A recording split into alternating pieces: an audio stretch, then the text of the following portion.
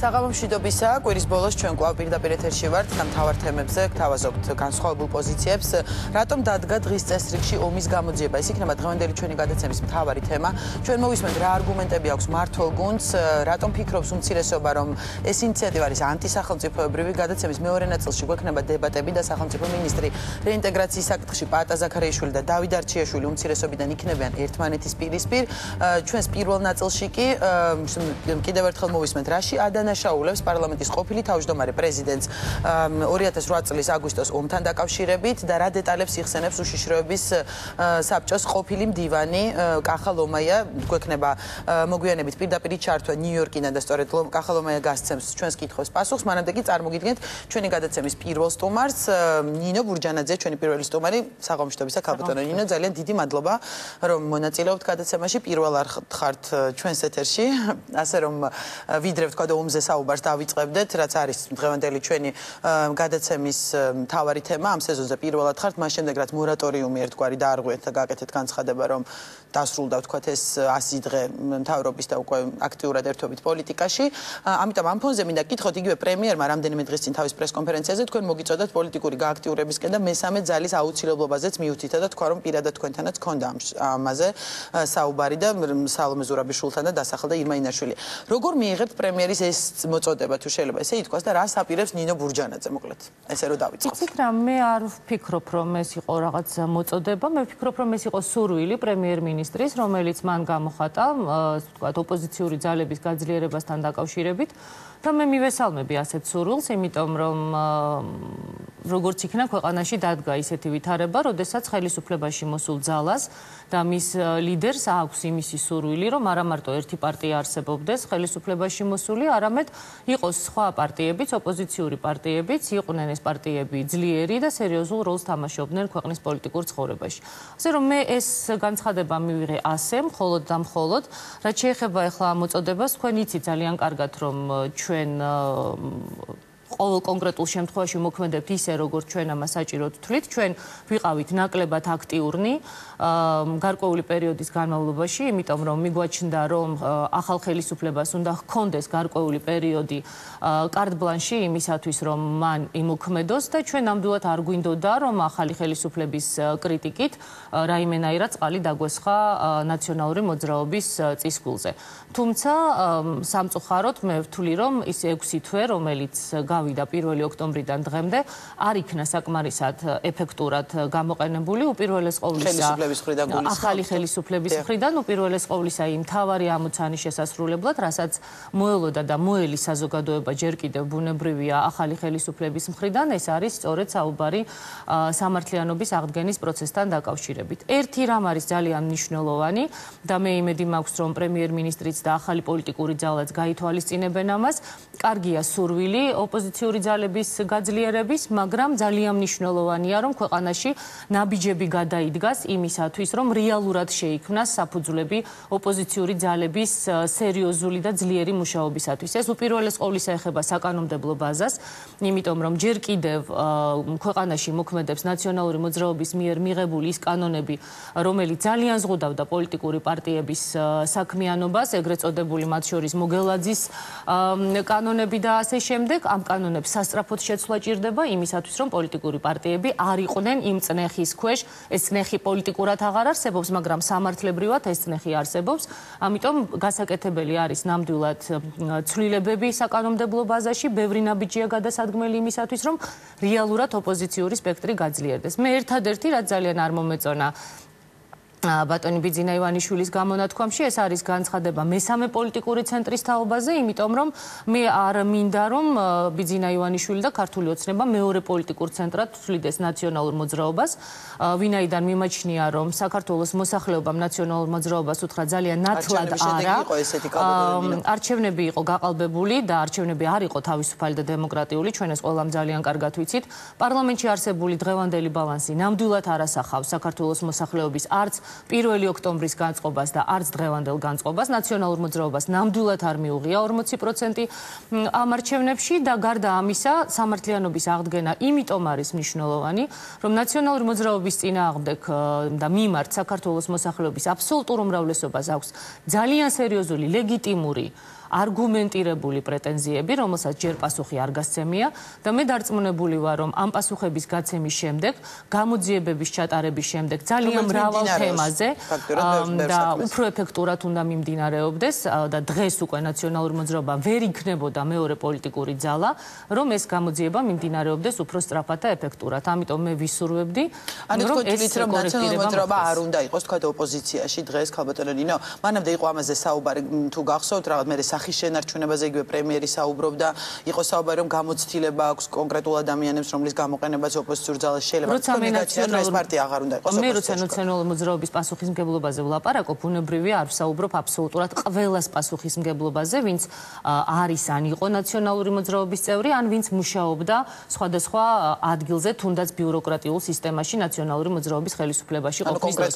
საუბარია კონკრეტულად უპირველეს ყოვლისა ხელმძღვანელობაზე ნაციონალური მოძრაობის და იმ ადამიანებზე, ვისაც ჩადენილი აქვთ კონკრეტული სისხლის სამართლის დანაშაული, რომელზეც მათ აუცილებლად პასუხი უნდა აგონ და მე დარწმუნებული ვარ, ამ დანაშაულების გამოძიების შემთხვევაში დადგება საკითხი იმის თაობაზე, რომ ნაციონალურ მოძრაობას, რომლის ხელმძღვანელობაშიც იყო ადამიანები, რომელთა ძალიან მძიმე დანაშაულები აქვთ ჩადენილი საკუთარი სამშობლოს და საკუთარი ხალხის წინაშე, ასეთი ორგანიზაცია ვერ იქნება ლეგიტიმური ოპოზიცია. ეს არის ძალიან კარგი, მე მინდა ახლა გადავიდე, ეხო ერთი კიდე გკითხოთ, რა რესურსებით აპირებთ, მოდი თქვენი პოლიტიკური ნაწილი რომ ამოვუწუროთ და გადავიდეთ უკვე ომის თემაზე, მარტო იქნება ვთქვათ თქვენი პარტია, იქ სალომე ზურაბიშვილზეც იყო საუბარი რომ შესაძლოა პოლიტიკაში დაბრუნდეს, შესაძლოა ვთქვათ ვიღაცასთან გაერთიანებაში ვიხილოთ თქვენი ძალა თუ არსებობს თქვენს პარტიაში რესურსები იმისა რომ მარტო დამოუკიდებლად თქვენმა პარტიამ ასე ვთქვათ პოლიტიკაში ჩაერთოს აქტიურად. გააჩნია რომელ ეტაპზე, გააჩნია რომელ არჩევნებში და ასე შემდეგ. ხა ჩვენს პარტიას ნამდვილად აქვს ძალიან სერიოზული რესურსი. თქვენ ძალიან კარგად იცით, რომ დაარსების დღიდან 2008 წლის 23 ნოემბრიდან ჩვენი პარტია მოექცა ძალიან მძიმე წნეხის, ცილის წამებების, ბრალდებების და პოლიტიკური ტერორის ქვეშ და ამის თაობაზე ჩვენ სარჩელი შეტანილი გვაქვს როგორც საქართველოს პროკურატურაში, ეხლა უკვე ასევე სტრასბურგის ადამიანის უფლებათა საერთაშორისო სასამართლოში და საერთოდ ცინიზმია, როდესაც ნაციონალური მოძრაობა დღეს ბედავს და მის მიმართ პოლიტიკურ დევნაზე საუბრობს, იმიტომ რომ კლასიკური მაგალითი პოლიტიკური დევნის იყო სწორედ ის, რასაც ნაციონალური მოძრაობა ჩვენი მისამართით აკეთებდა. ამის და მიუხედავად ჩვენი პარტია არსებობდა, მიუხედავად იმისა, რომ გვებრძოდნენ ყველა მიუღებელი მეთოდით. პარტია იყო ძალიან ძლიერი, ეს დაადასტურა თუნდაც, ასე ვთქვათ, იმ ნაბიჯებმა, რომელიც პარტიამ გადადგა და რომლის დროსაც პარტიას ყავდა 10,000-ობით მომხრე, მიუხედავად ტერორისა, რომელიც ჩვენი მომხრეების წინაშე ხორციელდებოდა. ესე რომ მე შემიძლია გითხრათ, რომ ეს არის თვითკმარი ძალა, სადაც არიან სამშობლოს ერთგული ადამიანები, ღირსების მატარებელი ადამიანები, ძალიან მაღალი რანგის პროფესიონალები და ჩვენ ნებისმიერ არჩევნებში ნამდვილად შეგვიძლია ძალიან თავისუფალ და სამართლიან არჩევნებში ოღონდ ძალიან ღირსეული შედეგი წინ საპრეზიდენტო არჩევნები ახსენეთ, შესაძლოა რომ დააყენოთ კანდიდატურა პრეზიდენტობაზე. ჩვენი პარტია აუცილებლად მიიღებს ყველა მომავალ არჩევნებში მონაწილეობას, რაც შეეხება კანდიდატურაზე, ვისაუბროთ როგორც კი გამოცხადდება არჩევნები. კარგით, ანუ არ გამორიცხავთ, რომ საპრეზიდენტო კანდიდატი იყოთ.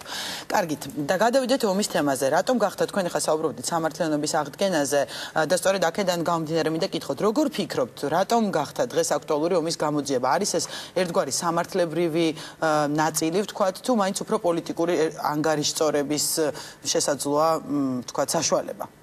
იცით რა, ნინო, ის მიკვირს, რომ ამდენი ხნის განმავლობაში არ დაისვა საკითხი 2008 წლის აგვისტოს მოვლენების გამოძიებასთან დაკავშირებით, იმიტომ რომ ეს თითოეული ჩვენგანის თავმოყარებების საკითხია, რომ ჩვენ ვიცოდეთ ყველაზე დიდი ეროვნული კატასტროფა, რომელიც ჩვენ დაგვემართა უახლესი ისტორიის განმავლობაში, ეს იყო სწორედ 2008 წლის აგვისტო, რომელსაც უმძიმესი შედეგები მოყვა არა მარტო ადამიანური მსხვერპლის და ემოციის თვალსაზრისით, არამედ სახელმწიფოებრივი თვალსაზრისით მოყვა აბსოლუტურად უმძიმესი შედეგები და რა თქმა უნდა ეს მოვლენა უნდა იყოს გამოძიებული და რა თქმა უნდა ამ მოვლენასთან დაკავშირებით უნდა იყოს. ხო, თქვენ შიდა გამოძიებას გულისხმობთ, თუმცა საერთაშორისო დონეზე ვთქვათ მიმდინარეობს გამოძიება, ჩვენ ვიხილეთ ტალიანის დასკვნა, ტალიანის დასკვნაში არის უმძიმესი შეფასებები, რომელიც ჩვენმა ხელისუფლებამ, ნაციონალურმა მოძრაობამ უფრო სწორად დაუმალა ქართულ საზოგადოებას და რომლის აბსოლუტური უმრავლესობაც ქართულმა საზოგადოებამ უბრალოდ არ იცის და რას გულისხმობთ, იმიტომ ტექსტი ხო ღია და საჯარო ზოგადად. ტექსტი ღია, მაგრამ ეხლა დამეთანხმებით ალბათ საქართველოს მოსახლეობის აბსოლუტური უმრავლესობა ნამდვილად ვერ წაიკითხავს ეხლა ტალიამინის დასკვნას, არც უნდა აკითხულობდეს ამას მოსახლეობის უმრავლესობა, მაგრამ ტექსტში ძალიან მძიმე ბრალდებებია, ძალიან მძიმე საკითხებია დასმული, რომელიც ჩვენი ხელისუფლებისათვის საკმაოდ დიდი სირთულეების მატარებელია და იმიტომ არის დღეს სააკაშვილს ადამიანის სახე არ ჰქონდა და აბსოლუტურად არაადეკვატური და გამოსული იყო წონასწორობიდან, როდესაც გაიგონა, რომ კვლავ დგას საკითხი დღის წესრიგში გამოძიების თაობაზე. ანუ თქვენ 2008 გამოძიება უნდა ჩატარდეს თქვენი მე არა თუ ვფიქრობ, არამედ 2008 წელს 29 ნოემბერს მაშინ ჯერ კიდევ დემოკრატიული განვითარების ფონდის ხელმძღვანელი ვიყავი მე, როდესაც საქართველოში მოღვაწე ექსპერტების და საზოგადოების წარმომადგენლების მონაწილეობით ჩვენ შევადგინეთ 43 კითხვა, რომელიც ჩვენ გავუგზავნეთ მიხეილ სააკაშვილს და ხელისუფლებას, გამოვაქვეყნეთ ყველა გაზეთში და მოვითხოვეთ ამ კითხვებზე პასუხების გაცემა. ეს ამ კითხვებზე პასუხების გაცემა იყო აბსოლუტურად აუცილებელი იმისათვის, რომ ჩვენ მერე გვესაუბრა, უნდა დაისვას თუ არა საქართველოს ხელისუფლების პასუხისმგებლობის საკითხი, თუ საქართველოს ხელისუფლება მოქმედებდა ადეკვატურად. მე გადმოგცემ მარტო ქართულ მხარესთან არის, კი ბატონო, იმიტოს მახსოვს მაშინაც რომ გამოქვეყნა და დავიტოვებ ეხაც.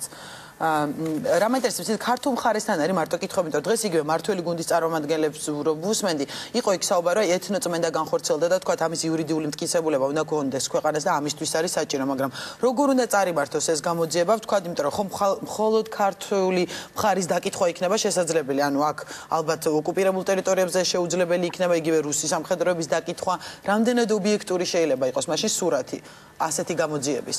მე ვფიქრობ, რომ ძალიან ობიექტური სურათი შეიძლება დაიდოს თუ გამოძიება იქნება საკმარისად კომპეტენტური და ობიექტური და უპირველეს ყოვლისა, ნინო, ჩვენ რა თქმა უნდა პირველ რიგში უნდა გამოვიძიოთ ჩვენი ხელისუფლების მოქმედებები შიდა გამოძიებით, იმიტომ რომ პირველ რიგში ქართულმა ხალხმა ის უნდა იცოდეს, რამდენად პირნათელია ის ადამიანი, რომელიც დღეს ხვის ორჯონიკიძეობაზე ლაპარაკობდა, რომელიც არაერთ გზის აბრალებდა რუსეთის ჯარების შემოყვანის მცდელობას, მათ შორის ნინო ბურჯანაძესაც და ძალიან ბევრ სხვას და ამ დროს თავად გააკეთა თავისი არაადეკვატურობით და უგუნურობით ის, რომ შემოიყვანა რუსული ჯარი საქართველოს ტერიტორიაზე.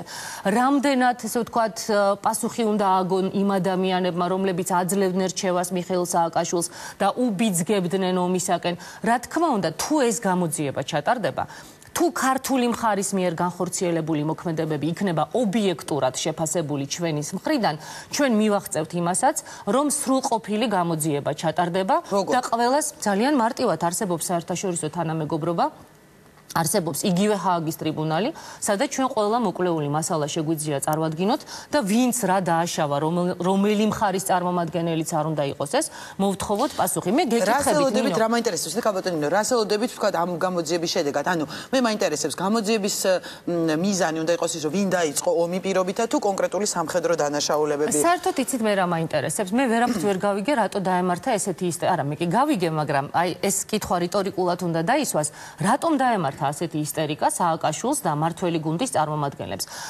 ამ კომისიისათვის, რომელიც იქმნება, არავის არ დაურქმევია დაუშვათ ესეთი სახელი, რომ კომისია, რომელიც გამოიძიებს საქართველოს მიერ ომის დაწყებას. ესე ხო არ ქვია ამ კომისიას. ეს მე ვიკითხე, მაშინ რა საძიებს მაგას ვკითხულობ ზუსტად. ლაპარაკი არის კომისიამ უნდა გამოიძიოს აგვისტოს ომთან დაკავშირებული მოვლენები. რატო დაერქვა ამ კომისიას ხელისუფლება მაშინ რატო დაერქვა ამ კომისიას უცებ ანტისახელმწიფოებრივი, მოღალატეობრივი, მიუღებელი ჩვენ თუ ანუ ეს არის საგამოძიებო პოლიტიკური შეფასების უკაცრავად და მიგახვედროთ რა მაინტერესებს, იმიტომ რა კითხვა. გეტყვით ახლავე. თუ ანუ წინა ხელისუფლება, ნაციონალური მოძრაობა დარწმუნებულია, რომ ის მოქმედებდა სწორად, მოქმედებდა საქართველოს ინტერესებიდან გამომდინარე, რომ მას ომი არ დაუწყია, რომ პირველი ნაბიჯი მას არ გადაუდგამს. რისი ეშინიათ?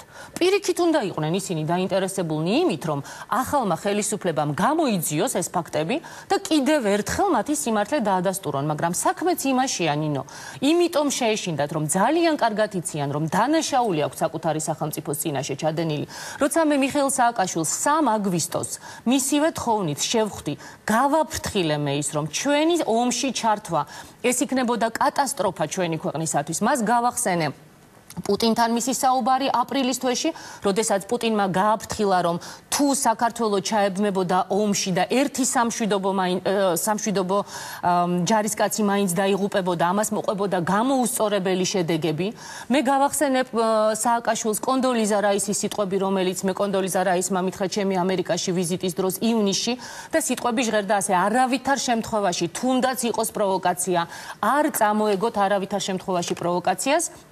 წინააღმდეგ შემთხვევაში ამერიკის შეერთებული შტატები ვერ ჩაერთვება ამ ომში, ჩვენ ვერ დავუწყებთ ომს რუსეთს საქართველოს გულისთვის, თქვენ დარჩებით მარტო და დამარცხდებით. აი ეს სიტყვები გავახსენე მე სააკაშვილს, ამის და მიუხედავად სააკაშვილმა გადადგა ის ნაბიჯები, რომელმაც გამოიწვია ის კატასტროფული შედეგები, რომელიც შედეგებიც ჩვენ მივიღეთ. გასაგები, აქვე მინდა კითხოთ მაშინ, რომ ამ ომის შედეგი ასე თუ ისე იგივე ტალეონის დასკვნაში არის ასახული იყოს ეთნოწმენდა ქართველების თქვა ეს ნაწილიც იყო ხო იქ ასახული. ამ შემთხვევაში, როდესაც ქართული მხარე იწყებს ამის გამოძიებას, ფიქრობთ, რომ შესაძლოა დაზარალდეს საერთაშორისო იმიჯი ქვეყნის, იმიტომ რომ ამაზე თქვათ ოპონენტები მუდამ საუბრობენ დღევანდელი ხელისუფლების, ანუ ყოფილი ხელისუფლების. სიმართლე არ შეიძლება ქვეყნის საერთაშორისო იმიჯი დააზარალოს. საერთაშორისო იმიჯი შეიძლება არა, არავითარ შემთხვევაში მე პირდაპირ გეტყვით, სიმართლე აუცილებლად დააზარალებს მიხეილ სააკაშვილს და დააყენებს მიხეილ სააკაშვილის პასუხისმგებლობის საკითხს და იმ ადამიანების პასუხისმგებლობის საკითხს, რომლებიც მუდმივად მე მეკამათებოდნენ, როდესაც მე ვამბობდი, რომ არ შეიძლება რუსეთთან ომი და რომლებიც უმტკიცებდნენ სააკაშვილს, რომ ერთი ქართველი ჯარისკაცი 50 ჯარისკაცს უდრის, რომლებიც უმტკიცებდნენ, რომ ჩვენ გვაქვს უახლესი ტექნიკა და რუსებს დაჟანგული ტექნიკა აქვთ და უნდა წავიდეთ ომზე. აუცილებლად დადგება ამ ადამიანების პასუხისმგებლობის საკითხი, ნინო. აუცილებლად დადგება იმ ადამიანის პასუხისმგებლობის საკითხი და ჩვენ უნდა გავიგოთ, ვინ არის ეს ადამიანი, რომლის მოქმედების გამოც დაიღუპნენ რუსის სამშვიდობოები, რასაც შემდეგ მოყვა გამოუსწორებელი შედეგები. ანუ საომარი მოქმედებები დაიწყო ქართულმა მხარემ, ამას ამბობთ. არა, მე ამას ამ წუთში არ ვამბობ, მე სხვა რამეს ვამბობ ამ წუთში, თორემ მე ვიცი ვინ დაიწყო და რა დაიწყო და როგორც იყო სააკაშვილის განცხადებები ამოვიღოთ ყურაშვილის განცხადება, რომელიც ამბობს, რომ ჩვენ დავიწყეთ კონსტიტუციური წესრიგის აღდგენა ცხინვალში. ეს ხო ჩემი სიტყვები არ არის. ჩვენ ხო, ნინო, თქვენი ეთერი და თქვენი ესე ვთქვათ, არქივი გაძლევთ იმის საშუალებას, რომ ამოიღოთ იმ დღის ქრონოლოგია და ძალიან კარგად ნახოთ, როდის იყო ყურაშვილის განცხადება. ამ დროს სააკაშვილი აკეთებს განცხადებას, რომ რუსები კარგად იგცევიან, მათ შორის სხვათა შორის ლომაიაც აკეთებდა ესეთ განცხადებას, რომ რუსები არ ერევიან კონფლიქტში და კარგად იქცევიან. როდის გასცა სააკაშვილმა ცხინვალის დაბომბვის ბრძანება, როდესაც მან მე დამირეკა და მართლა შევევედრე, რომ გააჩერეს ბრძანება წინააღმდეგ შემთხვევაში დავიღუპებით, ქვეყანა თავზე დაგვექცევა მეთქი და პასუხად მივიღე ხვალდილით ცხინვალში ვიზეიმებთ ერთადო. ვინ გასცა ბრძანება კოდორის დაკავების? ამაზე პასუხი გამოძიება დატოვების. კოდორი იყო აუღებელი ციხესიმაგრე, არც ერთხელ საქართველოს ისტორიაში კოდორი არასოდეს არ ყოფილა, ასე ვთქვათ, მტრის ან მოწინააღმდეგის ხელში, როგორ მოხდა, რომ კბილებამდე შეიარაღებული ჯარისკაცები იყვნენ კოდორში, ვიღაცამ გასცა ბრძანება, მათ კოდორი დატოვეს და კოდორი პრაქტიკულად საქართველოს ყოველ შემთხვევაში დე-ფაქტო ჯერჯერობით დაკარგა, რა. ამაზე პასუხი უნდა დაიცეს და მე მოგახსენებთ ერთ რამეს, აი იმ კითხვაზე. დაზარალდება თუ არა საქართველოს იმიჯი? დაზარალდება სააკაშვილის იმიჯი, თუმცა ყველა მიცის პრაქტიკულად ომთან დაკავშირებით სააკაშვილის საქართველოს იმიჯი არ შეიძლება დაზარალდეს, თუ ახალი ხელისუფლება გამოიძიებს ობიექტურად რა მოხდა 2008 წელს, თუ ახალი ხელისუფლება და საქართველოს მოსახლეობა დაასჯის იმ ადამიანებს, რომლებმაც ჩატეხეს კიდევ ერთხელ ხიდი, რომელიც უკვე თითქმის აღდგენილი იყო ქართველებსა და ოსებს და ამავდროულად ქართველებსა და აფხაზებს შორისაც დაწყებული იყო გარკვეულწილად ხიდის აღდგენის პროცესი, მხოლოდ ნინო, ეს კი არ დააზარალებს საქართველოს. საქართველოს ეს წაადგება და გეტყვით რატომ. ერთადერთი შანსი აფხაზებთან და ოსებთან პირდაპირი დიალოგის დაწყების. ერთადერთი შანსი აფხაზებისა და ოსების და აფხაზებს, ოსებსა და ქართველებს შორის ერთი წამით აფხაზებს, ოსებსა და ქართველებს შორის ნდობის აღდგენის არის ის, რომ ჩვენ ყველაფერს დავარქვათ თავისი სახელი, რაც არ უნდა მტკივნეული იყოს ის, როდესაც ის ადამიანი, ვინც 2008 წელს მართავდა საქართველოს, როდესაც დაიბომბა ღამის ცხინვალი, აგებს პასუხს და ამას ქართველი ხალხი მიიღებს ისე როგორც საჭირო, ანუ მიიღებს სწორად, მხოლოდ ამის შემდეგ გვექნება ჩვენ მორალური უფლება, რომ ველაპარაკოთ აფხაზებსა და ოსებს და მხოლოდ ამის შემდეგ დაგვიჯერებენ ჩვენ აფხაზები და ოსები, რომ არასოდეს მსგავსი აღარ განმეორდება და ჩვენ შევძლებთ მათთვის უსაფრთხო ქვეყანა ავაჩინოთ. როგორ წარმოგიდგენია თქვა რუსეთის გარეშე ეს ყველაფერი და თუ კი რუსეთმა შესაძლოა ამის ფონზე, იმიტომ იგივე მოყვა უკვე ლავროვის განცხადება, ხო, თქვა ამ ინიციატივას იმ წუთასვე, სადაც ითქვა რომ ახალი ხელისუფლების ნაბიჯები პრაგმატულია მისი მხრიდან, მაგრამ იქვე მოხდა იმის დაფიქსირება, რომ რუსეთი არ აპირებს დათმოს და უკან წაიღოს აფხაზეთის და ოსეთის აღიარება. აი, ამ ფონზე მაშინ რას უნდა ველოდოთ მოსკოვის მხრიდან? ფიქრობთ, რომ რაღაც შესაძლოა, რომ აფხაზეთ ოსეთის აღიარება უკან წაიღოს, როცა ღიათ ამბობენ, რომ პრაგმატული და ადეკვატური და სწორი პოლიტიკის წარმოების შემთხვევაში ჩვენ ნამდვილად შეგვიძლია ძალიან სერიოზულად შევცვალოთ დღეს არსებული ვითარება და რეალობა, რომელიც რა თქმა უნდა მიუღებელია საქართველოსათვის, იმიტომ რომ საქართველოში არ მოიძებნება არც ერთი ადამიანი, რომელიც ესე ვთქვათ, შეეგუება იმ რეალობას, რასაც ქვია საქართველო აფხაზეთის და ოსეთის და ქართველები აფხაზების და ოსების გარეშე. რაც შეეხება ლავროვის ამ განცხადებას, იცით ნინო, სააკაშვილის ხელისუფლება რომ ოდნავ პატრიოტიზმის მატარებელი ყოფილიყო და თავად სააკაშვილი, ის გამოიყენებდა ნინო ბურჯანაძის შეხვედრას ვლადიმერ პუტინთან სახელმწიფოებრივი ინტერესებისათვის და ბურჯანაძის ფეხსაცმელებზე კი არ გააკეთებინებდა აქცენტს მართულ მედიას თავის დროზე. არამედ გააკეთებდა აქცენტს იმ სიტყვებზე, რომელიც ვლადიმერ პუტინმა ჩემთან შეხვედრის შემდეგ განაცხადა. პირველი და მეორე შეხვედრის შემდეგ ეხლავე გეტყვით.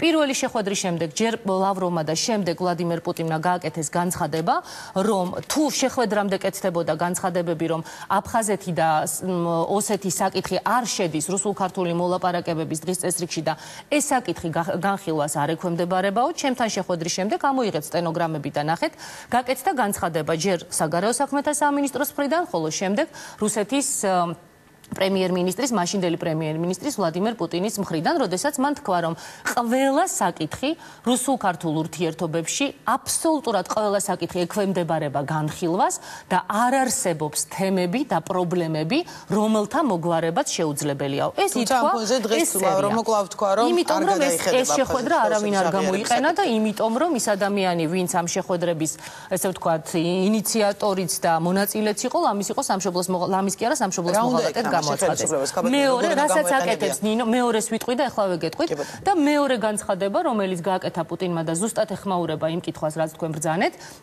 და რომელიც უკაცრავად, მაგრამ თქვენმა ტელევიზიამაც არასწორად თარგმნა, შეგნებულად იყო დარწმუნებული ვარ. დიახ, პირდაპირ შეგნებულად იყო დამახინჯებული იმედზეც, ნინო, ასეთ შემთხვევები იყო და ელჩებიც კი აპროტესტებდნენ იმას, რომ ხშირად თარგმანი იყო არასწორი.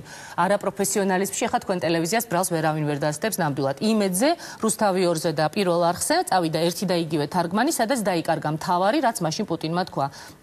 მან თქვა, რომ თუ ქართველები და აფხაზები, ქართველები და ოსები მოილაპარაკებენ, როგორი ტიპის სახელმწიფოებრივი მოწყობის პირობებში უნდათ მათ ცხოვრება, რუსეთი ამას არ შეეწინააღმდეგება და ჩვენ ამას ხელს არ შეუშვით. ანუ ამის რესურსი არსებობს, თქვენ ფიქრობთ, პირდაპირ დარწმუნებული ვარ, რომ ამის რესურსი არსებობს და როგორ შეიძლება გამოიყენოს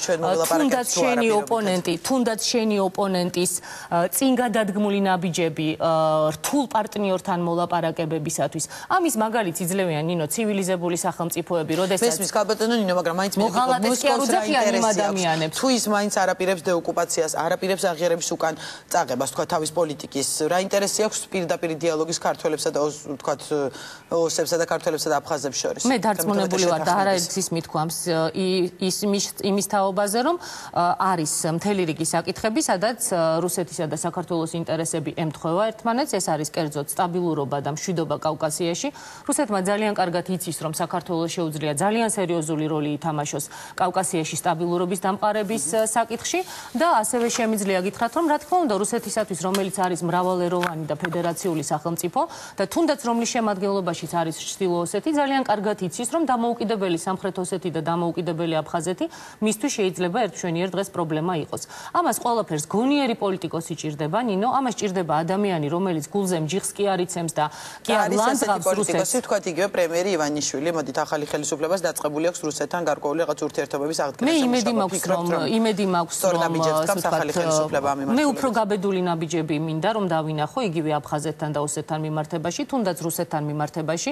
მე არ მინდა ვხედავდე მუდმივად იმის თავის მართლებას, რომ ესა თუ ის პოლიტიკური ძალა არ არის პრორუსული, იმიტომ რომ არც პრორუსული უნდა იყოს ქართული, ასე ვთქვათ, ხელისუფლება, არც ერთი, არც პროდასავლური, ასე ვთქვათ, ესეთი გაგებით რა, ასე ვთქვათ, პირდაპირ მნიშვნელობით არც პროავსტრალიური და არც არანაირი, უნდა იყოს პროქართული, რაც გულისხმობს იმას, რომ დიახ, დასავლური ფასეულობები ჩვენთვის ძალიან მნიშვნელოვანია, დიახ, მნიშვნელოვანია დასავლეთთან ურთიერთობა, მაგრამ ამავდროულად ჩვენ მეზობლებთან და უპირველეს ყოვლისა, რა თქმა უნდა, რუსეთთანაც უნდა მოვაგვაროთ ურთიერთობები. ესე რომ გაბედული ნაბიჯები არის ძალიან მნიშვნელოვანი, მხოლოდ გაბედული ნაბიჯებით შეიძლება გადაწყვეტილებები იქნეს მიღებული სწორი და ბოლომდე მიყვანილი და ნახევარი ნაბიჯები, რომელსაც მე ხლა ხშირ შემთხვევაში ვხედავ ხოლმე ახალი ხელისუფლების მხრიდან, მათ შორის ნაციონალურ მოძრაობასთან მიმართებაში, ვფიქრობ, რომ არასაკმარისი იქნება იმისათვის, რომ სწრაფად დადგეს ის შედეგი, რასაც საქართველოს მოსახლეობა მოელოს. კარგი და ბოლო კითხვა მინდა დაგისვათ, რომ 19 აპრილს ნაციონალური მოძრაობის მიერ დაანონსებული მიტინგის პარალელურად, ვთქვათ, ფიქრობთ თუ არა, რომელსაც პირობითად ევროპული არჩევანი ქვია, ვთქვათ, ევროპულ გზას ეხება ეს მიტინგი, პოლიტიკურად რამდენად მომგებიანი იყო ამ საკითხის წამოწევა, ვთქვათ, ახალი ხელისუფლების მხრიდან გულისხმობ იგივე ომის თემის გამოძიებას. მე კიდევ ერთხელ გეუბნებით, ნინო, მე ვთვლი, რომ ომის თემის გამოძიება ეს არის ერთ-ერთი ძალიან სერიოზული ნაბიჯი გადადგმული თუნდაც აფხაზებთან და ოსებთან პირდაპირ დიალოგისა, თუნდაც იგივე, ესე ვთქვათ, დასავლეთისათვის იმის ჩვენება, რომ ჩვენ არ გვეშინია სიმართლის და რუსეთისათვის იმის თქმა, რომ ჩვენ არ გვეშინია სიმართლის, რაც არ უნდა წარე იყოს ეს სიმართლე. რაც შეეხება ახლა 19 აპრილს, მე ერთ რამეს გეტყვით, იცით უკაცრავად. რამდენად მორალური უფლება აქვს ვანო მერაბიშვილს დაანონსოს 19 აპრილს მიტინგი რუსთაველზე, იმ რუსთაველზე, სადაც მან წელიწადნახევრის წინ და სააკაშვილმა წინასწარ განზრახვით ისე დაგეგმეს ოპერაცია, სადაც შეუძლებელი იყო უბრალოდ რომ სხვერპლი არ ყოფილიყო და მათ შორის პირდაპირ ესე ვთქვათ, აშკარად და წინასწარი განზრახვით მკვლელობა დაგობრალეს მე და ჩემს თანამოაზრებს, მაშინ რომ როდესაც ძალიან კარგად იცოდნენ, რომ არანაირი პოლიციელის მკვლელობა იმ ესკორტით არ მომხდარა და ამას კარგად უკეთებდა ტირაჟირებას, კადრები რომ არსებობს, გამოძიების დოკუმენტები არსებობს და ექსპერტიზის დასკვნა არსებობს, ნინო, რომ კორტეჟს ადამიანი არ მოუკლავს და სხვათა შორის მის ჯილი ქონდა არა იმ ადამიანს, რომელიც კორტეჟის მანქანაში იყო, არამედ სხვას, მაგრამ ამას ამ წუთში ახლა დრო აღარ არის, უბრალოდ ვეღარ დაუბრუნდებით, მე გეტყვით, რაც შეეხება დიახ, სხვათა შორის მე ერთ-ერთ, ასე ვთქვათ, პრეტენზიას, რასაც ვუყენებ დღევანდელ ხელისუფლებას, გახლავთ ისიც, რომ ეფექტურად რომ გვემოქმედა ჩვენ და რამდენიმე სერიოზული საქმე გამოძიებული, დადებულიყო ვანო მერაბიშვილის, სააკაშვილის და სხვების ქმედებების შესახებ და მათ შორის 26 მაისთან დაკავშირებით, ვანო მერაბიშვილი ნამდვილად ვერ გაბედავდა 19 აპრილს რუსთაველზე აქციის დაანონსებას. რაც შეეხება ევროპულ არჩევანს, მე ერთ კითხვას დაგისვამთ, რიტორიკულს თუ გნებავთ. ევროპული არჩევანი რომელი იყო? ის რაც საპყრობილეებში ხდებოდა? ის რომ ასობით პოლიტპატიმარი და 1000-ობით უკანონო პატიმარი უყავდა, ის რომ ქონების ხელყოფა ხდებოდა 10,000-ობით და 100,000-ობით ადამიანის მიმართ, ის რომ ბიზნესი ტერორდებოდა, ის რომ მედია საშუალებები აბსოლუტური კონტროლის ქვეშ იყო ნაციონალური მოძრაობის, ის რომ პოლიტიკური ოპონენტები სამშობლოს მოღალატედ ცხადდებოდნენ, მოდელირებული ქრონიკა იყო ევროპული ღირებულება და ფასეულობა? თუ რა იყო, რომელი იყო ევროპული ფასეულობა და კიდევ ერთს გეტყვით, არც მართული სასამართლოა ევროპული ფასეულობა, არც დატერორებული ბიზნესი, არც ესე ვთქვათ კონტროლირებადი მედია, არც გაყალბებული არჩევნები, ეს არც ერთი იმიტომაც წამოვედი, ნინო, არ ხდებოდა იმ დოზით, იმიტომ რომ დიახ შემაკავებელი მექანიზმის მატარებელი ადამიანი ვიყავი მე და ყველა აბსოლუტურად მე წინააღმდეგებოდა, მათ შორის მიხეილ სააკაშვილის ის გარემოცვა, რომელმაც მიიყვანა სააკაშვილი და ქვეყანა იქამდე სადამდეც მიიყვანა და როცა ვეღარ შევეწინააღმდეგე, სწორედ იმიტომაც წამოვედი და გავაგრძელე ბრძოლა უკვე ძალიან მძიმე ვითარებაში უკვე გარედან და გეტყვით კიდევ ერთი, რომელია დასავლური ფასეულობა? მთელი მსოფლიოს ძალისხმევით და ქართველი ხალხის ძალისხმევით გაყვანილი რუსული ჯარები უკან რომ შემოაბრუნა სააკაშვილმა და მთელი სტრატეგიული ობიექტები რუსეთს გადასცა ხელში, ეს არის დასავლური ფასეულობები, ეს არის ფარისევლობა, რასაც აკეთებს ნაციონალური მოძრაობა, არაფერი საერთო 19 აპრილის აქციას არ აქვს დასავლურ ფასეულობებთან, ეს არის მცდელობა ნაციონალური მოძრაობის რეაბილიტაციის და თუ დღევანდელი ახალი ხელისუფლება და ბიძინა ივანიშვილი არ აღადგენს სამართლიანობას ნახევრად კი არა ბოლომდე და არ აღკვეთავს ნაციონალური მოძრაობის რეანიმაციის და გარეცხვის და გათეთრების მცდელობას, ქართველი ხალხი პასუხს შემდეგ უკვე ამ ახალ ძალას მოთხოვს. აბა რა უნდა ქნას მაშინ ქალბატონინო ფიქრობთ რომ უნდა გამოიძიოს და სამართლიანობა აღადგინოს, გამოძიების მასალები დადოს, თავისუფალმა სასამართლომ მიიღოს გადაწყვეტილება და ამის შემდეგ უკვე როცა არჩევნები ჩატარდება, ყველაფერი თავის ადგილზე დადგება. კარგი, დიდი მადლობა. თქვენ მისმენთ ნინო ბურჯანაძის პოზიციას პირდაპირ ეთერში. მადლობთ რომ მიიღეთ მონაწილეობა გადაცემაში და ჩვენ ახლა გვაქვს საშუალება რომ პირდაპირ ეთერში ჩავთვით ნიუ-იორკი და კახა ლომაია. საღამო მშვიდობისა ბატონო კახა და ვაგრძელებთ რა თქმა უნდა საუბარს ომის გამოძიების თემაზე. საღამო მშვიდობისა ბატონო კახა, ძალიან დიდი მადლობა რომ მონაწილეობთ ჩვენს გადაცემაში. უშიშროების საბჭოს ყოფილი მდივანი ბრძანდებოდით 2008 წლის მოვლენებში და ბუნებრივია მინდა რომ ამ თემებზე ვისაუბროთ თქვენთან. და დავიწყებ იმით რომ დღეს საუბარია ომის გამოძიებაზე საქართველოში. პირველ რიგში თქვენი შეფასება ამ ინიციატივაზე, ასე ვთქვათ, ახალი მთავრობის. უნდა დაიწყოს თუ არა ქვეყნის შიგნით 2008 წლის რუსეთ საქართველოს ომის გამოძიება? მოგესალმებით, მივესალმებით თქვენს მაყურებელს.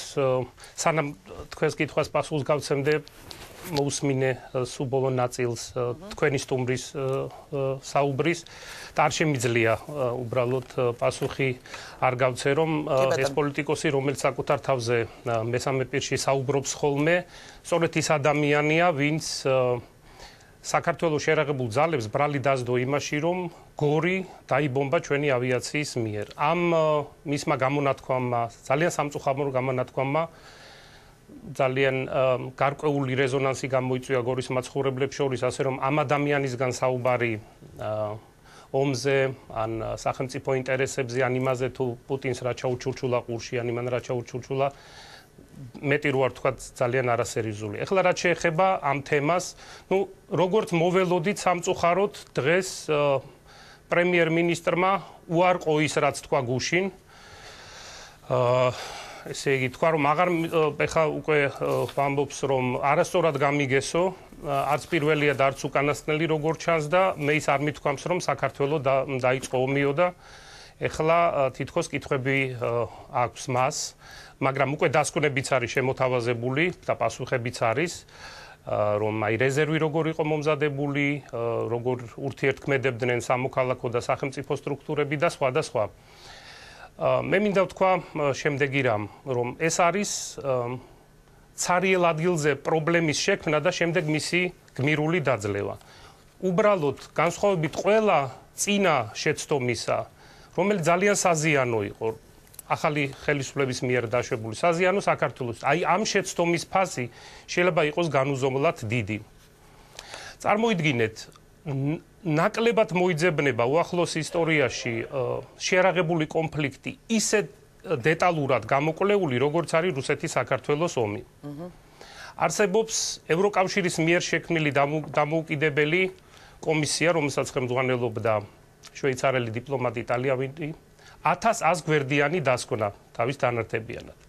არსებობს საქართველოს პროკურატურის მიერ გამოძილებული დოკუმენტურად დადასტურებული ის სამხედრო დანაშაულები, რომელიც ჩადენილია საქართველოს ტერიტორიაზე, სეპარატისტთა შერაღებებსა, რუს დაქირავებულებსა და რუს რეგულარულ ჯარებს შორის. ათობით ტომი ამ დოკუმენტების. არსებობს საქართველოს პარლამენტის საგამოძიებო კომისიის დასკვნა. ეს არის ათობით ტომი დასკვნის. თქვენ გახსოვს 2008 წელს დაახლოებით 2 თვის განმავლობაში მიმდინარეობდა პირდაპირ ეთერში მთელი საქართველოს და მთელი მსოფლიოს დასანახად ამ კომისიის მუშაობა. ამ კომისიას 3 საათიანი ჩვენება მისცა პრეზიდენტმა სააკაშვილმა, ყველა იმ თანამდებობის პირმა, ვისაც შეიძლებოდა შეხება ჰქონოდა ამ მოვლენებთან, მათ შორის მე, თავდაცვის მინისტრმა, საგარეო მინისტრმა და სხვა და სხვა. ბატონო კახა, და არსებობს ამ კომისიის, რა თქმა უნდა, დასკვნა და არსებობს ამ komissიის ოქმები. გარდა ამისა, მე დავასრულებ. არსებობს ორი ფუნდამენტური წიგნი, რომელიც დაიწერა ამ თემაზე. ერთის ავტორი გახლავთ რონ ასმუსი, მცირე ომი, რომელმაც შეძრა მსოფლიო და მეორე ეს არის აგვისტოს თოფები, აგვისტოს ზარბაზნები, რომლის რედაქტორი გახლავთ შვედი მეცნიერი სვანტე კორნელი. ასე რომ მე მინდა გითხრათ, რომ იშვიათად მოიძებნება იშვიათად მოიძებნება ისეთი კონფლიქტი, რომელიც აი ასე დეტალურად და საჯაროდ იქნა გამოკვლეული და გამოძიებული საერთაშორისო საზოგადოებისა და ეროვნული ხელისუფლების მიერ, როგორც იქნა გამოძიებული ეს კონფლიქტი. აი ამ პირობებში საუბარი იმაზე, რომ ხელახლა უნდა გაიხსნას ეს საქმე, რომ უნდა დაიკითხოს, ოღონდ წინასწარ არის ცნობილი ბრალდებული, წინასწარ არის ცნობილი ბრალი. ეს ყველაფერი მე პრემიერ ივანიშვილის განცხადებიდან მომყავს. რა თქმა უნდა, ეს იქნებოდა სასაცილო, რომ არ იყოს სატირალი. ბატონო კახა, მე მაინც მინდა კითხოთ, ფიქრობთ, რომ ყველა კითხვაზე, იმიტომ რომ აქ ისმის სწორედ ამაზე საუბრობს, თქვათ, იგივე მართველი ძალა, გარკვეული პოლიტიკური ძალები, რომ არსებობს პასუხი ყველა კითხვაზე, რაც იყო და თქვათ, გამოსაძიებელი ან საზოგადოებრივი ინტერესი აღარ არსებობს და დავაკონკრეტებ, რას გულისხმობ, ანუ ამოწურა თუ არა თქვენმა ხელისუფლებამ ომის თემაზე ყველა შეკითხვა იმ მიმართულებით, რაზეც თქვათ, საუბრობენ, რომ რატომ არ იმუშავა რეზერვა, რეალურად ვინ ხელმძღვანელობდა არმიას, ვინ გასცა ბრძანება საომარი მოქმედებების დაწყების შესახებ და ასე შემდეგ იგივე თქვენი მისამართით თქვათ ქალბატონი თინა ხიდაშელი საუბრობდა რომ ევაკუაციის გეგმა არ არსებობდა და უშიშროების საბჭოს მდივანი აცხადებდა ამის შესახებ ღიად რომ ეს არ ქონდა ქართულ მხარეს. ანუ ესეთი დეტალები ფიქრობთ რომ ამოწურული ამ ყველაფერზე პასუხი თუ მაინც შესაძლოა თქვათ ეს ნაწილი მაინც იქნას გამოძიებული? ანუ არა საერთაშორისო დანაშაულების მიმართულებით, არამედ ხელისუფლების ქმედებების მიმართულებით. მაგრამ ზოგადად მინდა გითხრათ, ჩვენ გუშინ და გუშინ წინ გვესმოდა რომ თითქოს ეს არის ჩვენი ვალდებულება ჰააგის საერთაშორისო სასამართლოს წინაშე. ჩვენ მართლაც გახლავართ დამფუძნებელი წევრი ჰააგის საერთაშორისო სისხლის სამართლის საერთაშორისო სასამართლოსი, რუსეთი არ არის წევრი. შესაბამისად მისი იურისდიქცია რუსეთზე არ ვრცელდება და საქართველოს პროკურატურა მართლაც როგორც ეს შეეფერება წევრს თანამშრომლობდა ჰააგის საერთაშორისო სასამართლოსთან. გუშინდელ დღემდე ჩვენ გვესმოდა რომ ეს არის სწორედ აი ამ თანამშრომლობის ფარგლებში არის საჭირო ამ გამოძიების გაგრძელება. მე ხალხს უსვამ გაგრძელება, არა შექმნა, არამედ გაგრძელება, იმიტომ რომ ამაზე არის შექმნილი ათობით ტომი. იცით, გარდა ამისა მინდა ვთქვა რომ თავდაცვის მინისტრმა თქვა რომ სამხედრო ანალიზი არისო გასაკეთებული. მე მინდა გითხრათ რომ არსებობს ეს ანალიზი. რა თქმა უნდა ის არის კონფიდენციალური. ის გაკეთა ქართველი და ჩვენი დასავლელი სპეციალისტების მონაწილეობით და ეს ანალიზი არსებობს სამხედრო მოქმედების, მათ შორის წმინდა ტექნიკური და სამხედრო საკითხები. არსად არცეთ ქვეყანაში ეს ანალიზი, რა თქმა უნდა, არ საჯაროვდება. ეს არის წმინდათა წმინდა სამხედრო საიდუმლო და რა თქმა უნდა მისი განსაჯაროვება, მაგრამ ხელი მიუწვდება თავდაცვის მინისტრსაც და ყველა იმ პირს, ვისაც კანონმდებლობა ამის ნებას რთავს. მაგრამ მე იცით როგორი ეჭვი მიჩნდება, როდესაც პრაქტიკულად 100%-ით დაითხოვ თავდაცვის სამინისტროს საჯარო მოხელეებს, როცა დაითხოვ მთელს პროკურატურას, შეიძლება არც კი იცოდნენ რომ ეს საქმეები და ეს ანალიზი გაკეთებულია. და მინდა დაუბრუნდე ჰააგის საერთაშორისო სასამართლოს. ჰააგის საერთაშორისო სასამართლოში შესული იყო რიგი საჩივრები, როგორც საქართველოს მოქალაქეებისგან, ასევე რუსეთის მიერ ინიციერებული. გამოყოფილი იყო სამი ძირითადი თემა. და საერთაშორისო სასამართლო სისხლის სამართლის პერიოდულად მიმართავდა საქართველოს და რუსეთის ხელისუფლებას, რომ მიეწოდებინა ინფორმაცია ამ თემებთან დაკავშირებით. ეს თემები იყო პირველი თქვენ გახსოვთ რუსეთმა საქართველოში შემოჭრის პროპაგანდისტულ საბაბად გამოიყენა ბრჭყალებში ვამბობას თითქოს და საქართველოს მიზანი მიმართულად საქართველოს შერეღებული ძალები დაესხდნენ რუს სამშვიდობოებს ცხინვალში და მეორე იყო რომ საქართველოს შერეღებულმა ძალებმა მოუწყვეს გენოციდი მშვიდობიან მოსახლეობას. გენოციდის თემა მალევე ჩაიფუშა, უკვე რუსებსაც აღარ გაუმეორებიათ ეს თემა, მაგრამ რაც შეეხება სამშვიდობოებზე ვითომ და საქართველოს შერეღებული ძალების თავდასხმას, ეს თემა მათ განაგრძეს სამართლებრივ ჭრილში და შესაბამისი მტკიცებულებები მათი აზრით წარუდგინეს ჰააგაში ბაზირებულ საერთაშორისო სისხლის სამართლის სასამართლოს. ასევე საკუთარი მტკიცებულებები წარუდგინა საქართველოს პროკურატურამ, რომელიც შეეხებოდა ოკუპირებულ რეგიონებში ომის დროს და ომის დამთავრების შემდეგ ოკუპაციის პირობებში ქართული მოსახლეობის მშვიდობიანი მოსახლეობის დარბევას, მკვლელობას, სახლებისა და საკუთრების განადგურებას და ეთნიკურ წმენდას, ანუ მოსახლეობის იძულებით გამოძევებას თავიანთი დასახლებული ტერიტორიებიდან ეთნიკური ნიშნით. და აი რას ვკითხულობთ 2012 წლის ნოემბრის, ეს სულ რაღაც 5 თვის წინ არის გამოქვეყნებული საერთაშორისო სასამართლოს დასკვნაში ორივე ამ თემაზე. პირველი, არსებობს საფუძველი საქართველოს სარჩელზე, საქართველოს მიერ მიწოდებულ ინფორმაციას არის სარჩელი, მაგრამ პროკურატურის მიერ მიწოდებული ინფორმაციაა. არსებობს საფუძველი ვიფიქროთ, რომ ადგილი ჰქონდა, საუბარია ოკუპირებულ რეგიონებზე და კონკრეტული გეოგრაფიული ადგილმდებარეობა ამიტირებული ადგილი ჰქონდა წამების, კვლელობის, საკუთრების განადგურების, ძარცვის, მოსახლეობის იძულებით გამოძევების ფაქტებს. ეს არის პასუხი საქართველოს პროკურატურის მიერ წარდგენილ უტყუარ მტკიცებულებებზე. საქართველოს პროკურატურამ, მე იცი თქვენ, გორში ვიყავი მთელი ოკუპაციის პერიოდი, 22-ში დატოვეს რუსმა ოკუპანტებმა გორი, 22-შივე და მიმდებარე ტერიტორია 22-შივე შევიდნენ საქართველოს პროკურატურის საგამოძიებო ჯგუფები. ხოლო რაც შეეხება რუსების ბრალდებას, აბა მოусმინოთ რას პასუხობს სისხლის სამართლის საერთაშორისო სასამართლო. რუსების ბრალდებას თითქოს ჩვენ დავესხით სამშვიდობოებს. შემდგომმა შეფასებამ ცხადყო, რომ რუს სამშვიდობოების წინააღმდეგ მიზანმიმართულ შეტევებს ადგილი არ ჰქონია. ეს არის 2012 წლის ნოემბერი. ამასთან ერთად ჰააგის სისხლის სამართლის საერთაშორისო სასამართლო მოუწოდებს ორივე სახელმწიფოს, ანუ რუსეთსა და საქართველოს და კიდევ ერთი დასტურია, რომ ეს იყო ომი სახელმწიფოთა შორის და არა ის, როგორც რუსეთი წარმოაჩენდა თითქოს საქართველოს ცენტრალური ხელისუფლების ომი მისი ერთ-ერთი ტერიტორიის მიმართ, რომ გააგრძელოს და დააჩქაროს გამოძიება. საქართველოს პროკურატურამ პრაქტიკულად ამოწურა შესაძლებლობები იმ ტერიტორიაზე, რომელიც ჩვენ კონტროლქვეშ ექვემდებარება.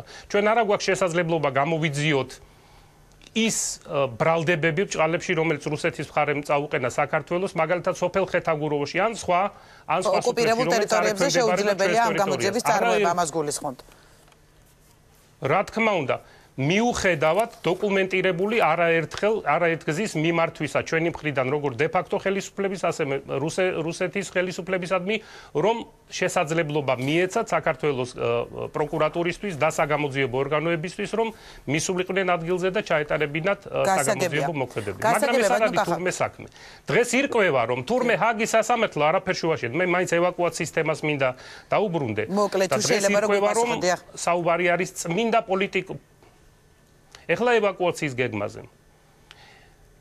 რუსეთ-საქართველოს ომის დროს ვკითხულობთ ტალიავინის დასკვნიდან, რომ დასტურდება, რომ 2008 წლის 8 აგვისტოს დილის ადრე რუსეთის ავიაცია ბომბავდა ობიექტებს და საცხოვრებელ პუნქტებს სამხრეთ ოსეთის ტერიტორიის მიღმა დანარჩენი საქართველოს ტერიტორიაზე. ჯამში და მე კარგად ვიცი და კარგად იცის საერთაშორისო საზოგადოებამ და ყველა დაინტერესებულმა პირმა 36 დასახლებული პუნქტი დაიბომბა საქართველოს ტერიტორიაზე. მათ შორის ზოგიერთი, რომელიც 500 კილომეტრით არის დაშორებული ომის თეატრიდან. დაიბომბა სენაკი, სხვერპლი, დაიბომბა გორი, სხვერპლი, დაიბომბა ფოთი, დაიბომბა ბათუმთან მახლობლად ობიექტები, თბილისთან ობიექტები, ლაგოდეხთან ობიექტები. ეხლა მე ვკითხულობ, ვინმე სერიოზულად ეჩვენება, რომ შესაძლებელი არის აი ამ ქალაქების და დასახლებული პუნქტების ევაკუირება? ვინმეს შესაძლებლად მიეჩნია, რომ შესაძლებელია მილიონობით ადამიანის ევაკუაცია განხორციელდეს? ეს მხოლოდ და მხოლოდ შესაძლებელია კონკრეტულ ლოკალიზებულ ადგილას, მაგრამ ეს ომი, რომელიც ჩვენ წინაშე გამოცხადდა, 16 საბრძოლო გემიანი ესკადრა შემოვიდა საქართველოს საზღვაო აკვატორიაში 8 აგვისტოს. დაბლოკა ბათუმისა და ფოთის პორტები, ცეცხლი გაუხსნა კოდორს. რუსეთის სამხედრო ავიაციამ ამ 5 დღის განმავლობაში 472 საბრძოლო გამოფრენა განახორციელა საქართველოს მთელს ტერიტორიაზე. ეს არის დაახლოებით 15 წუთში ერთი გამოფრენა საშუალოდ. თქვენ როგორ გონიათ?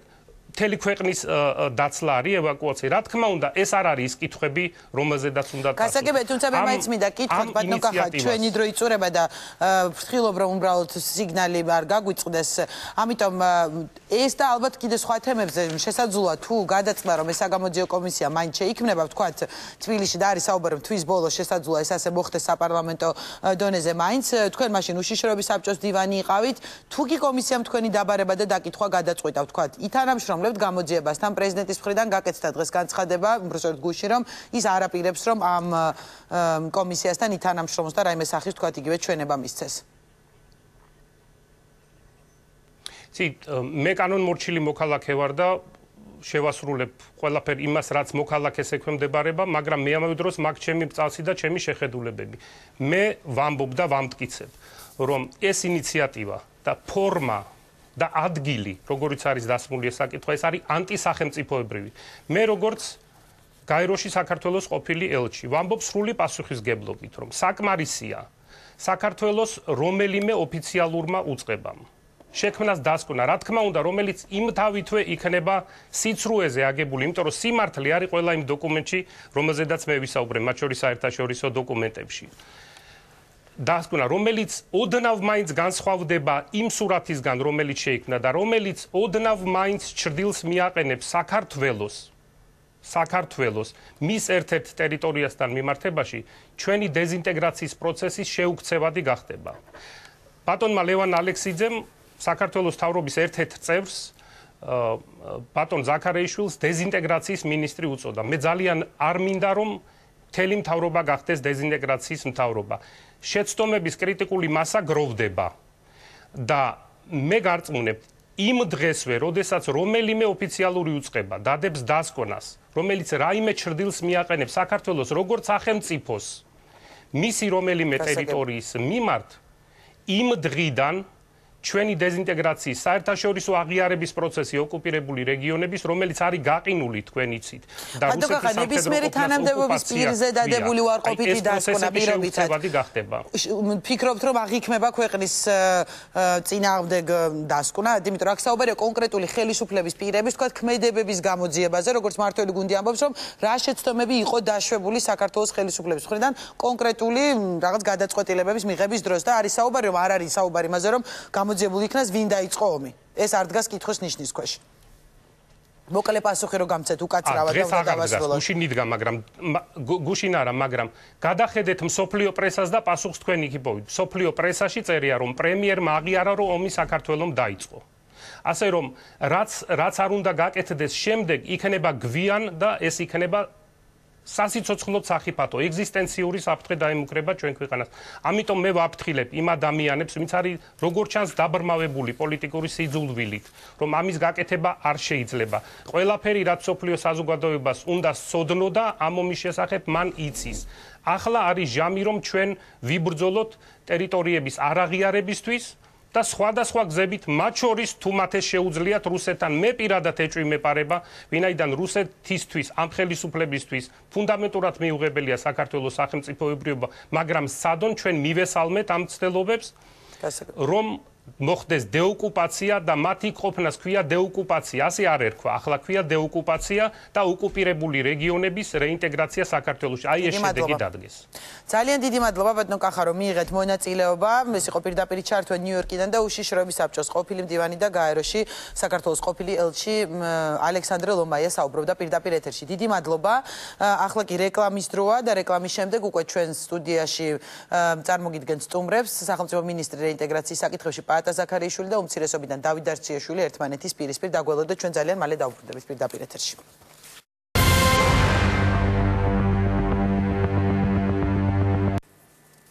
რეკლამის შემდეგ ჩვენ ბრუნდებით ჩვენ სტუმრებთან ერთად პირდაპირ ეთერში სახელმწიფო მინისტრი რეინტეგრაციის საკითხებში ბატონი პაატა ზაქარიაშვილი და უმცირესობიდან ბატონი დავით დარჩიაშვილი საღამომშვიდობისა დიდი მადლობა მონაწილეობისთვის გადაცემაში. დავიწყებ ბატონო პაატა თქვენგან, რადგან ინიციატივა მართულ გუნდს ეკუთვნის, რა თემაზეც გვაქვს დღეს გადაცემა, გულისხმობ ომის გამოძიებას. ჩვენ მოვისმინეთ წინა ნაწილში იგივე უშიშროების საბჭოს ყოფილი მდივანი საუბრობდა და წინა ხელისუფლების წევრები ყველანი ამბობენ, რომ არსებობს უამრავი დასკვნა და ეს ფაქტია, რომ საქართველოს იუსტიციის სამინისტრო და პროკურატურამაც გარკვეული გამოძიება ჩაატარა და ეს მასალები მიაწოდა საერთაშორისო სასამართლოს და საერთაშორისო საზოგადოებას. ამ ფონზე რატომ გახდა ასე აქტუალური ამ ომის გამოძიება? მინდა რომ ამით დავიწყოთ, რა კონკრეტული მიზანი აქვს თქვათ ამ თემის წამოწევას და რა შედეგს ელის საქართველოს ხელისუფლება, ინიციატორი ამ თემის? მოგესალმებით, დიდი მადლობა მოწვევისთვის. რა თქმა უნდა, ეს აქტუალური თემაა და მაგრამ სამწუხაროდ აქტუალურობას ხშირად განსაზღვრავს არა უმრავლესობა და არა მთავრობა, არამედ სწორედ უმცირესობა უადგილო-ადგილას იწყვებენ ხოლმე კამაც იქსაც საჭირო არ არის. მე მგონია და სულაც არ იყო მართლა საჟიოტაჟი საჭირო, მაგრამ როგორც ჩანს მუდმივად მათ სურთ ილაპარაკონ იმ თემებზე, სადაც პრობლემები აქვს. ჯერ კიდევ ვერ ისწავლეს შკუა, რომ ჯობია რომ საერთოდ არ იყოს ლაპარაკი.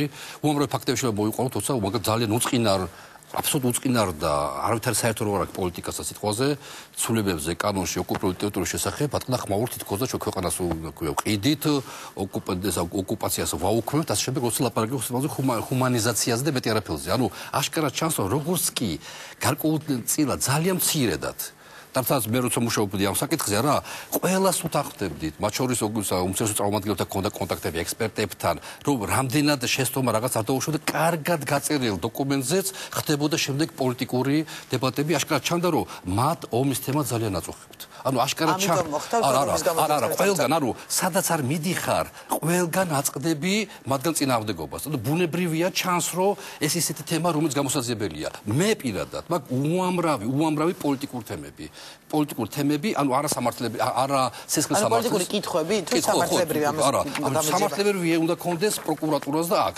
პროკურატურის სამართლებრივი. მე ხშირად ვსვავდი კითხვებს, რატომ ხდებოდა ასე და არა ისე. და არა მარტო მას შემდეგაც გავხდი ministri ან და ხელისუფლებაში მანამდეც. და არასდროს არ იყო ამ კითხვებზე დასმული პასუხი. აშკარად ჩანდა რომ ხელისუფლება გაურბოდა ამ კითხვებს. და პოლიტიკური კითხვებებია პატა სამართლებრივად როგორ დაეცემა ამას პასუხი. 20 ტომი კი არა, 40000 ტომი რო დაიდოს და დარჩეს კითხვები პასუხგაუცემელი საჭირო იმ კითხვებზე გაიცეს პასუხები. ამიტომ ლაპარაკია როგორც არსებობს პოლიტიკური კითხვები, ის არსებობს სამართლებრივი კითხვები. სამართლებრივი კითხვებზე რა თქმა უნდა კონკრეტულად თქვა რაც კონკრეტული მაგალითი თქვა კითხვები და მე როგორ გადავიცემ. მე შემდეგ კონკრეტულად თქვა იმ კითხვებზე. ყველაზე მნიშვნელოვანი კითხვა მოდით ესე ვთქვა გასაგებია რომ ძნელი ეს უნდა პროკურატურამ დასვოს ესეთი კითხვები, მე არა მაქვს უფლება, მე ვქვია ჯერ ესეთი იურისტი არა და მეორე ესეთი პოლიტიკური კითხვებს გულისხმობ და არა სამართლებრივი. პოლიტიკური კითხვები არის მართლა უამრავი. პირველ რიგში ჩემთვის მნიშვნელოვანია რომ წლების განმავლობაში სააკაშვილი და მისი გუნდის წევრები ამტკიცებდნენ, რომ რუსეთს ხინვალი არ აინტერესებს. 2007 წლის 12 დეკემბერს სააკაშვილი გამოდიოდა უნივერსიტეტში მერიაში და მან პირდაპირ თქვა სტატიები მაგ შეგვიძლია წავიკითხო, მაგრამ ზეპირად ვიცი, პირდაპირ ეუბნება, ქვია აუდიტორიას, რომ ჩემთან რუსებს წამოწდათ, რომ მათ ხინვალი არ აინტერესებთ. და სულ მალე რამოდენიმე თვეში მე ხას ვუსვავ ამბობს სააკაშვილი ხას ვუსვავ რამოდენიმე წელიწადში კი არა რამოდენიმე თვეებში თქვენ და ბრუნდების სახლებში დევნილს იმართავს ანუ კაფეოდა ცალსახად ამბობს რომ რუსებს მასთან წამოსდა რომ არ აინტერესებთ ცხინვალი ამიტომ კითხვა არსებობს ჩემი კითხვა არსებობს ბუნებრივად სად ბატონო სააკაშვილო წამოწდათ რუსებს თქვენთან ის რომ მათ ცხინვალი არ აინტერესებთ მაგრამ ეს რა ტიპის პასუხისმგებლობას ითვალისწინებს თქვა ეს გასაგებია ჩემთვის პოლიტიკოს საზოგადოებრივ ნახოს რომ ამბობენ რომ რუსები ქვია ჩვენ აფრიშუაში არა ვარ და გარდოვალი ყომიო რუსები ამზადებდნენ ამას რამოდენიმე თვით ადრე მაისში 27 წლის მაისში ტეფტი ჩამოდის სოხუმიდან ქონდა შეხვედრა დე ფაქტო პრეზიდენტთან ბაღაბშთან და ჩამოაქვს ინფორმაცია ამიტომ გაწყვეტილია ყველა კონტაქტები კოდორის მოვლენების შემდეგ ყველგან კონტაქტი გაწყვეტილი არის ქართულ ხარისთან აფხაზური მხრიდან მიუხედავად ამისა ჩვენს მოკავშირეს ამერიკის შეერთებულ შტატებს ავალებს ბაღაბში რომ თუ ჩვენ მზათა ვარ დაველაპარაკოთ ქართულ ხარეს და მერაბიშვილს ელაპარაკება ტეფტი და მერაბიშვილი ასპასუხობს რომ ბაღაბში გალოცებულია ის სიტუაციას არ აკონტროლებს გენერალ კომოგოროვიდან ამბობს მერაბიშვილი ეს ინფორმაცია საიდან ვიკილიკსი არ გამოქვეყნებული ყველაფერი გენერალ კომოგოროვიდან ვიკილიკსის მასალებს დამთავრდა და რა თქმა უნდა თუ ეს ეჭვეპარება კი ბატონო მაგრამ სოფლიოს არ ეპარება ეჭვი და როგორც წესი უმრავლესობა მარტო დაძდებენ იმას აქვს ასანჟს იმიტომ რომ სიმართლეს აქვეყნებს ანუ გენერალ კომოგოროვიდან ვიცი და გენერალ კომოგოროვი დღესაც გვყავს მაგრამ მაშინ ნამდვილად იყო ქვია პატრუშევის მოადგილე იმის აქვს მოკლედ ფსბ-ს ხელმძღვანელის მოადგილე ვიცი რომ რუსეთს ცხინვალი არ აინტერესებს მე და ბატონ დავითი უფრო ადრე მე ეს ორი მაგალითს ახლა მაგალითს არ მოვიყვანდი არა მაგალითი რომ ყოფილიყო ეს ორი მაგალითი ასე მოვიყვანდი მე და ბატონ დავითი ვართ 2006 წლის 26 მაისს ნიუ-იორკში და ქვია 26 მაისს ჩვენ ეროვნულ დღესასწაულია და ჩვენმა ელჩმა მაშინ ქვია ადამიანია კიდე ელჩი მოაწყო პატარა ასეთი ქვია პარტიასაც ქვია და მიგვიწვია მე ვიყავით მეგობრები ვიყავით ახლობლად ერთი წრის წარმომადგენლები ვიყავით და მიგვიწვია საღამოზე იქა და იქ იყო სხვადასხვა ადამიანები დიპლომატები ვიღაცები და შეიკრა პატარა ქართული წრე იქ იყო ეროსი კიძმარიშვილიც იყო მაშინ იქ მუშაობდა იქ იყო დათო სიხარულიძე სხვა რამოდენიმე ქართული და ქართულენოვანი პატარა წრე შევიკარით და იქ ერთ-ერთმა ფიგურამ რუსეთის მოქალაქე მაგრამ ქართველმა წარმოშობით თქვა რომ კითხა საიდან როგორ კონფლიქტი რაღაცა და ლაპარაკს მოყვა და თქვა გამოგონებელი მე და დათოსათვის მაშინ ქვია გამოგონებელი ფრაზა არავითარი პრობლემა არ არის ცხინვალში რუსეთს ცხინვალი არ აინტერესებს კარგად მახსოვს მე და დათო ბრუნდებოდით სასტუმროში ბატონი დავითი უკაცრავად. და ამაზე აღშფოთებული ლაპარაკობდით, რომ ეს როგორ შეიძლება ამ კაცს საკმაოდ ახლო კონტაქტები აქვს სააკაშვილთან და ეს მე შემიძლია თქვა უარს იტყვის ალბათ ბატონი დავითი ახლა უარს იტყვის ალბათ ამაზე, მაგრამ ის იყო ის რა ქვია თემური ალასარია. ანუ ბიძა, რა ქვია, ბატონ სააკაშვილისა. კარგი, მოდი მივცეთ ბატონ დავით საშუალება. მოსირებულად მუშაობდა ინფორმაცია, რომ ცხინვალი რუსეთს არ აინტერესებს. თუ როგორ არ აინტერესებს ცხინვალი?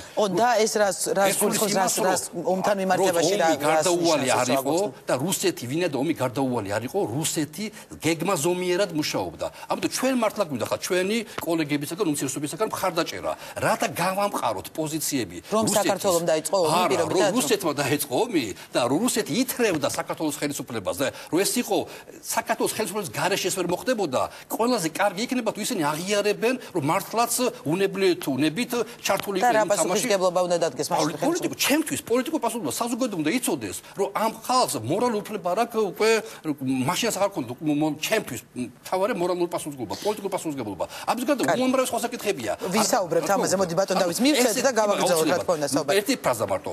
ასეთი კითხვები არის ათობით და ასობით. გასაგებია ბატონო დავით, საუბარი იყო სამართლებრივ გამოძიებაზე, ეხლა ბატონი პატა საუბრობს უკვე პოლიტიკურ შეკითხვებზე, ანუ უნდობლობა და ზოგადად ამ საკითხის მიმართ დამოკიდებულება უმცირესობას გავიგეთ, გამოწვეულია ამის გამო, რომ ფიქრობთ, რომ თქვა პოლიტიკური პასუხისმგებლობის დაყენების მცდელობა ამართველი გუნდის მხრიდან და არა რეალურად გამოძიება, თუ პირიქით, თუ სამართლებრივად მოხდა, მაშინ რა შეხედავთ პრობლემას? იცით რა, ესე იგი, ვის რა ეგონა წლების მანძილზე გეოპოლიტიკური როგორი სქემა წარმოედგინა რეალურად და ის თემა ვთქვათ ირანს აინტერესებს რაღაცა დამატებითი პოზიციები კავკასიაში თუ რუსეთს აინტერესებს როგორი ფორმით არსებობდეს საქართველოს თუ საერთოდ არსებობდეს ამაზე მსჯელობები ჩვეულებრივი ამბავია მაგრამ ამას რა კავშირი აქვს ეხლა დღეს ამ დღეებში დამდგარ პრობლემასთან მე არანაირად არ მესმის და დადგა შემდეგი როდესაც ბატონი პაატა ზაქარიაშვილი იყო არასამთავრობო სექტორის წარმომადგენელი, პარალელურად პარტიის წევრიც, მაგრამ არასამთავრობო ორგანიზაციის, რომლის პასუხისმგებლობა ყოველგვარი ასე ვთქვათ მათი როლის დაკნინების გარეშე თვისობრივად გაცილებით ასე ვთქვათ განსხვავებულია თუ კი საერთოდ არის მთლიანად საზოგადოების მიმართ, ვიდრე ხელისუფლებისა, ხო და ეს დემოკრატიის წესია, ხელისუფლებას ირჩევენ. მაშინ მას ჰქონდა ხოლმე მუდმივად საუბარი იმაზე, რომ თურმე გალში იქნება ესა თუ ცხინვალის რეგიონში საქართველოს ხელისუფლებას ჩადის რაღაცა მიუღებელს და თითქოს მთელი პრობლემა ამაში. არა და ყველამ ვიცოდით, ყველა მოვიტანე ციტატები. არა, გასაგებია რომ რაღაცა ოპერაციები თქვა დაახლოებით ისეთი რომ ის კოჭოია ერთ-ერთი მონაწილეა ტერორისტული ქმედებებისა, გამოყვანილი იქნა ტერიტორიიდან, ამაზე შეიძლება დამდგარი კითხვა. უკაცრავად გარდაიცვალა იქ. ციტატა მოიტანე ძალიან ხო. ტყუილია ესა. მე არასოდეს მეყარები კოჭოიზი. კოჭოიზი ტყუი. დაასრულოს დავითმა და გასცენ პასუხს კი ბატონო. გარდაიცვალა იქ ვინმე ტურამბა, რომელიც ცნობილი იყო თავისი აშკარა ტერორისტული დამოკიდებულებით გალის მოსახლეობისადმი, აქაც რაღაცა კუდების გამოძებნა დაიწყო. სანაკოევის პროექტი, რომელიც ძალიან საინტერესო იყო და ოსებს აბავდა ქართულ ოსურიას ვთქვათ თანაცხოვრების პროცესში და ძალიან ბევრი ოსი გადმოდიოდა ამ პროექტის მომხრე და სწორედ ამიტომ ჩანაცვლდნენ ისინი რუსი გენერლებით პირდაპირ მცხინვალის მარიონეტულ ხელისუფლებაში ესეც იყო კრიტიკის საგანი, მაგრამ მე არასოდეს არ მithქვია რომ ეს არის ვთქვათ ანტისახელმწიფოებრივი ეროვნული ინტერესების ღალატის ტოლფასი, იმიტომ რომ პაატა წარმოადგენდა ასე ვთქვათ თავისუფალ წრეს. დღეს მინისტრის რანგში, რასაც აკეთებს, ხო? და ვთქვათ, რაც პრემიერმა განაცხადა და რაც ჩანს, რომ დიდწილად არის, ასე ვთქვათ, პაატას μονაწილეობით ეს ყველაფერი. ეს არის ეროვნული ინტერესების ღალატი. და ეს მე ძალიან მაშფოთებს. ძალიან მაშფოთებს, რომ როდესაც აშკარად თავდაცვით ომში, რომელსაც საქართველოს, მუდმივად ახლოვდა რუსეთი თავს და ერთ-ერთი მნიშვნელოვანი ეპიზოდი ეს არის აგვისტო 2008 წლის დაადანაშაულებს შენს წინამორბედ ხელისუფლებას ეს არაფრით არ განსხვავდება იმისაგან, რასაც გვასწავლიდნენ საქართველოს ისტორიის საბჭოთა სახელმძღვანელოებში, რომ შულავერში მარიონეტული მთავრობა კი არის და არამედ მართლა ხალხს მობეზრდა მენშევიკები, მოაწყვეს ამბოხება, წითელი არმია დაეხმარა და გაბედნიერდა საქართველო.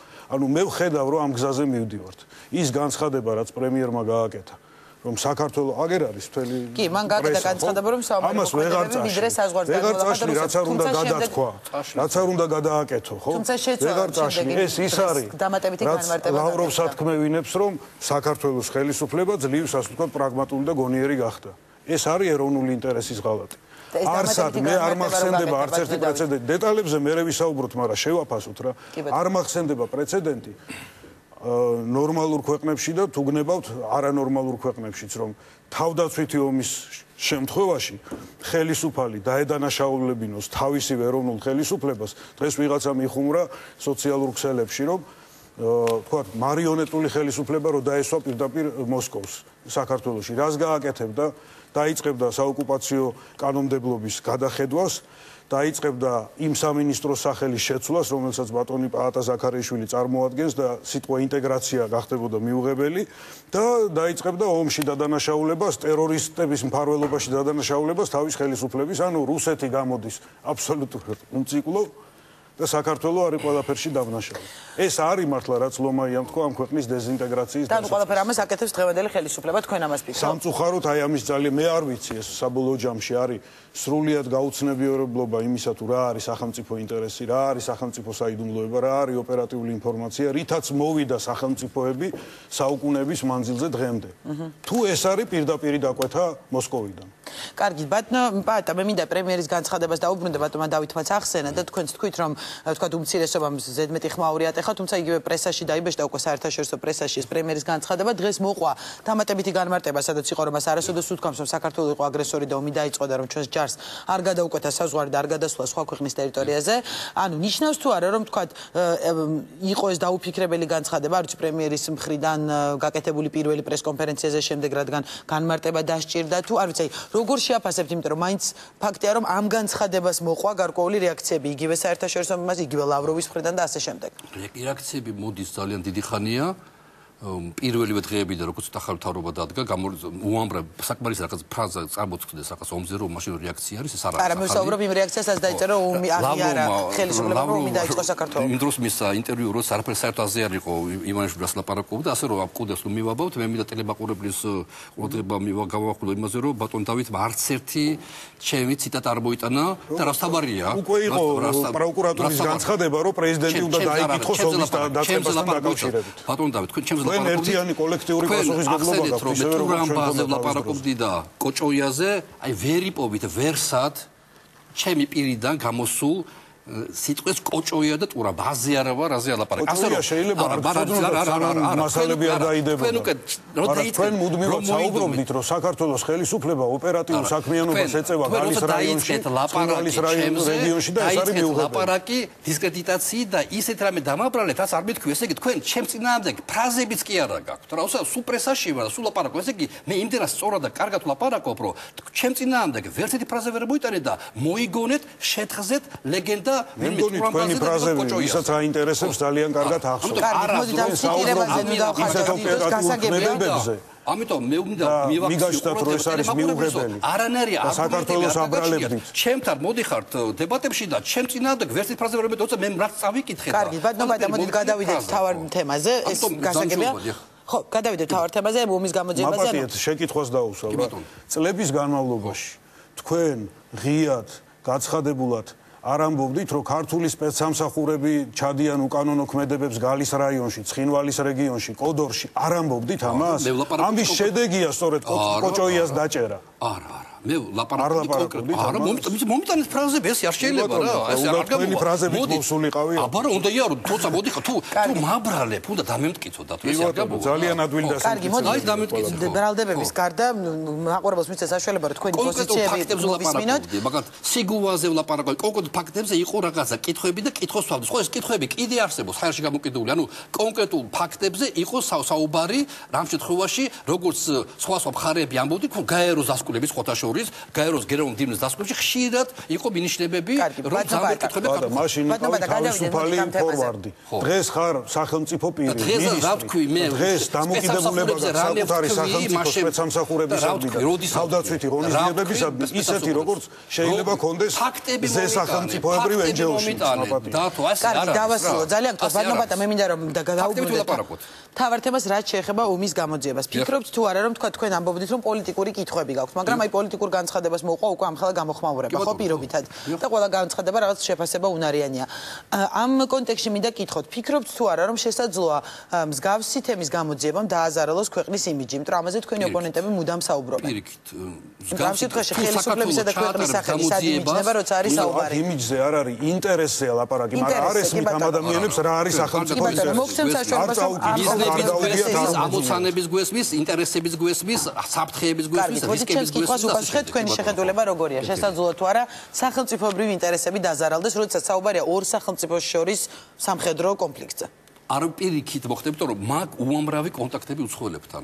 თქვენ ხშირ შემთხვევაში მოგყავთ მხოლოდ ჟურნალისტების რაღაც დაწერილი სტატიები უცხოეთში, რომელიც შეიძლება იყოს გულწრფელი, შეიძლება იყოს შეკვეთილი და არ გამორიცხავ არაფერს, ბევრი გაგვიგია როგორც ერთზე ისე მეორეზე, მაგრამ დღესაც ხონდა შეხვედრა გაეროს ექსპერტებთან.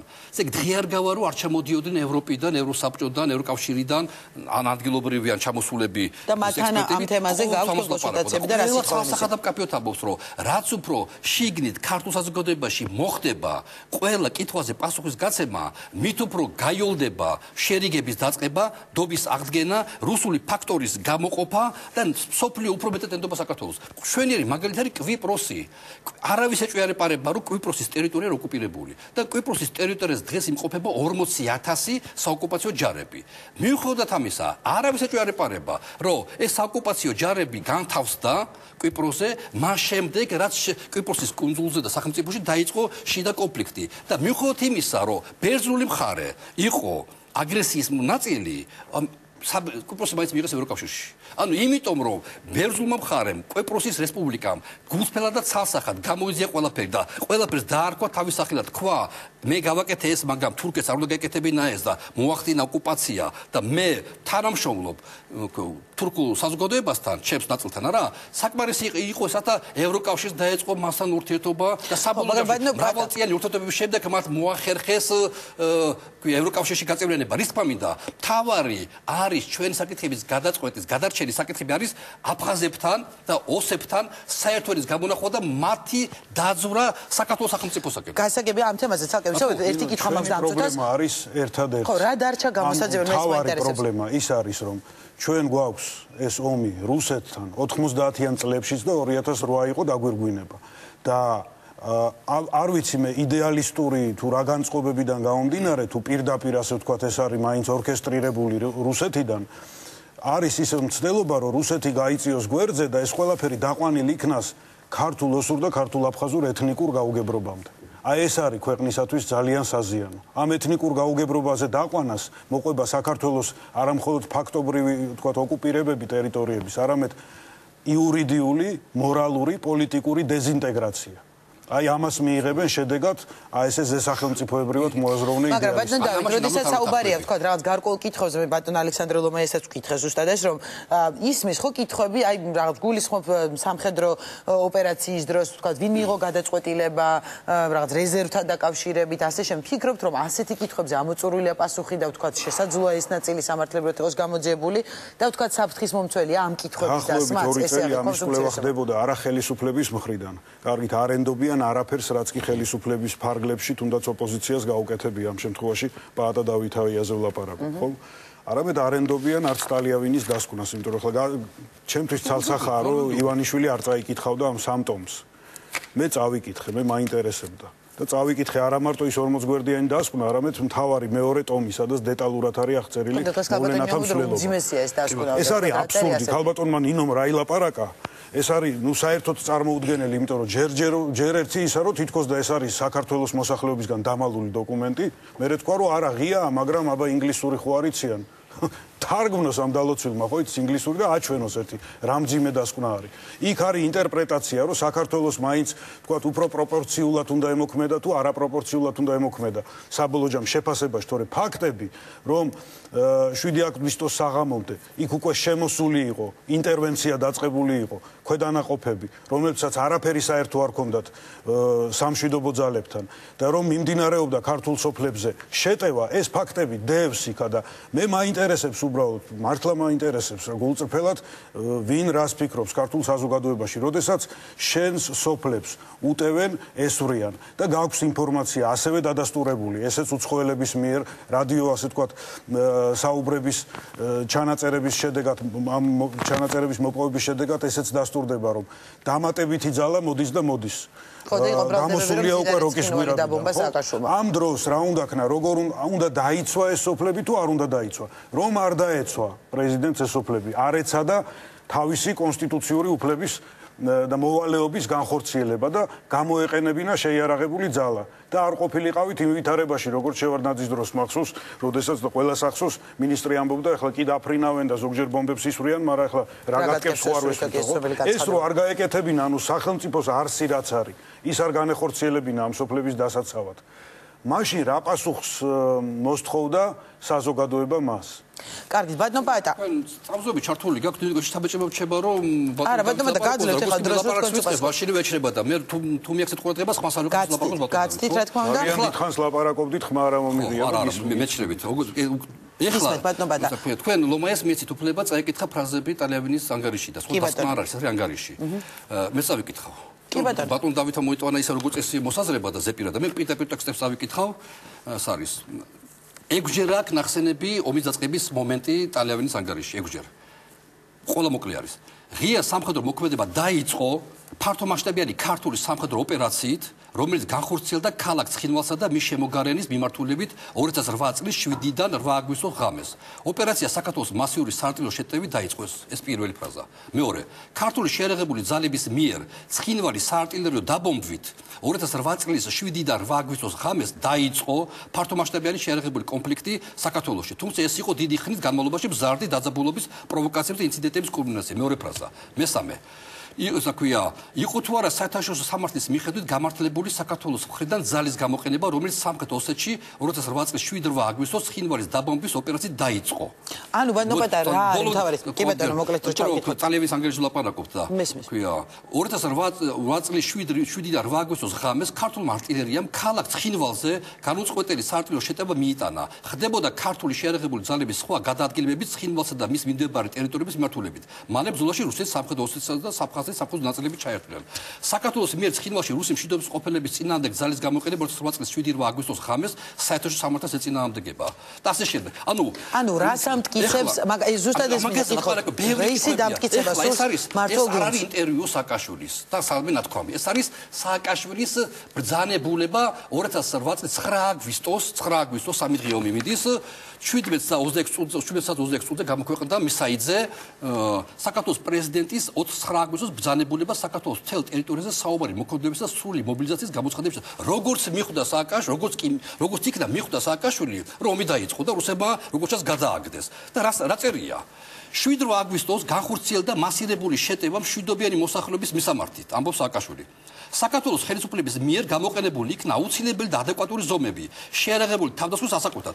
ზარლაპარაკოს მიაქცეთ ყურადღება. ეს არის 9 აგვისტოს 7-5 საათი.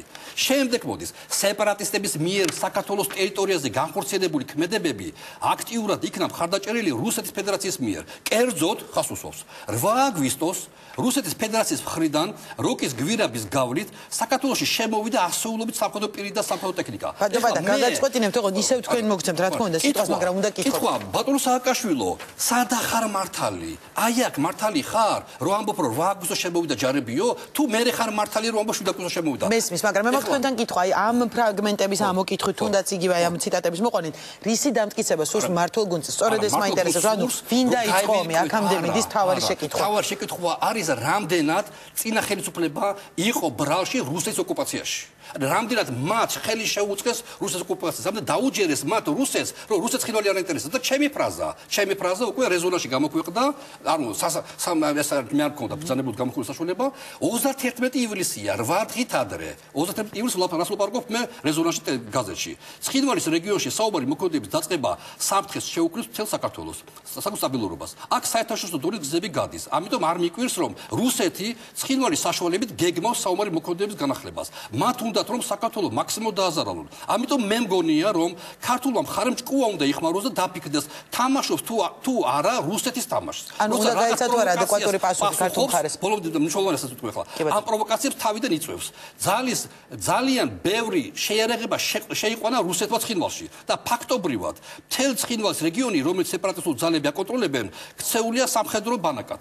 ანუ უკვე მე ვიცი, რომ რუსეთ ჯარები შეყავს ცხინვალში 31 ივლისს, ანუ 30 ივლისს მაინც 31-ში გამოქვეყნებულია. სააკაშვილი რა უნდა ექნა მაშინ ხელისუფლებას თუ დაიწყო შეტევა პეკინში წასვლაზე. სააკაშვილი ლაპარაკობდა, რომ მე პეკინში მივდიოდი, საფრთხე არ არსებობდაო. პეკინში წასვლაზე კი უნდა ეფიქრა, უნდა დავეძახე მე და შენ რეგიონო ზაქარიაშვილი ეკითხა, საიდან გაქვს ეს ინფორმაცია? ჩვენ ყველაფერი კარგად ვიცით და კარგად ნორმალურად ყველაფერი. თორე ეს მეუბნებოდნენ, რომ რა პანიკა, ვიღაც NGO-შნიკი ხარ, მეუბნებოდნენ, რა პანიკას წევ, ყველაფერი კარგადაა, სიტუაციას ვაკონტროლებთ. აი რომ გვაკონტროლებს სიტუაციას. ამიტომ გასაგებია, თუმცა მე მაინც მინდა მე რუსულ ოკუპაციაში, რუსულ აღიარებაში თქვენ გაქვთ წილი, ესა გამოსიაზრებელი. რამდენად თქვენ ხელი შეუწყობთ. კარგი, ბატონო დავით, ვიდრე პასუხს გაცემდეთ, მე ძალიან მინდა, იმიტომ რომ როდესაც გამოძიებაზე დაიწყო საუბარი, ჩვენ დავკავშირდით იუსტიციის მინისტრის ყოფილ მოადგილეს თინა ბურჯალიანს, რომელიც უშუალოდ იყო ჩართული ამაში და მე უბრალოდ მინდა რომ მაყურებელსაც შევთავაზო მცირე კომენტარი და თქვენც მოისმინოთ, იმიტომ რომ წინა ხელისუფლება ამბობს, რომ გამოძიება დაწყებულიყო ქართული მხარის მიერაც, ეს მასალები გადაეცა საერთაშორისო სასამართლოს და ასე შემდეგ. მოდით მოვისმინოთ ეს კომენტარი და მერე განმოგრძოთ რა ფორმით უნდა გაგრძელდეს თუ არა გამოძიება ქართული მხარის მიერ. თინა ბურჯალიანი სატელეფონო კომენტარი პოზიციისთვის. გამოძიებას საქართველოს პროკურატურა აწარმოებდა ყოველთვის. ამ გამოძიების შედეგად ბუნებრივია საბოლოო დასკვნები მთელ რიგ საკითხებზე არ გაკეთებულა და ვერ გაკეთდებოდა ობიექტური მიზეზების გამო, მათ შორის ტერიტორიის შესრულასთან არსებული პრობლემები, თავარი პრობლემა რომ ბუნებრივია ჩვენ არ გქონდა არანაირი შესაძლებლობა რომ დაგვეკითხა რუსი სამხედრო მაღალჩინოსნები თუ ჩვეულებრივი ჯარისკაცები, ჩვენ არ მიგვიწვდებოდა ხელი რუსეთის სამხედროების მიერ გაცემულ ბრძანებებზე, მათი იმპლემენტაციის შესწავლა, შემდეგ პრაქტიკულად კი არა და შეუძლებელი იყო აბსოლუტურად ჩვენ ეს ყველაფერი გროვდებოდა და ხდებოდა მათი შესაბამისი ფორმით საერთაშორისო არენაზე გამოყენება.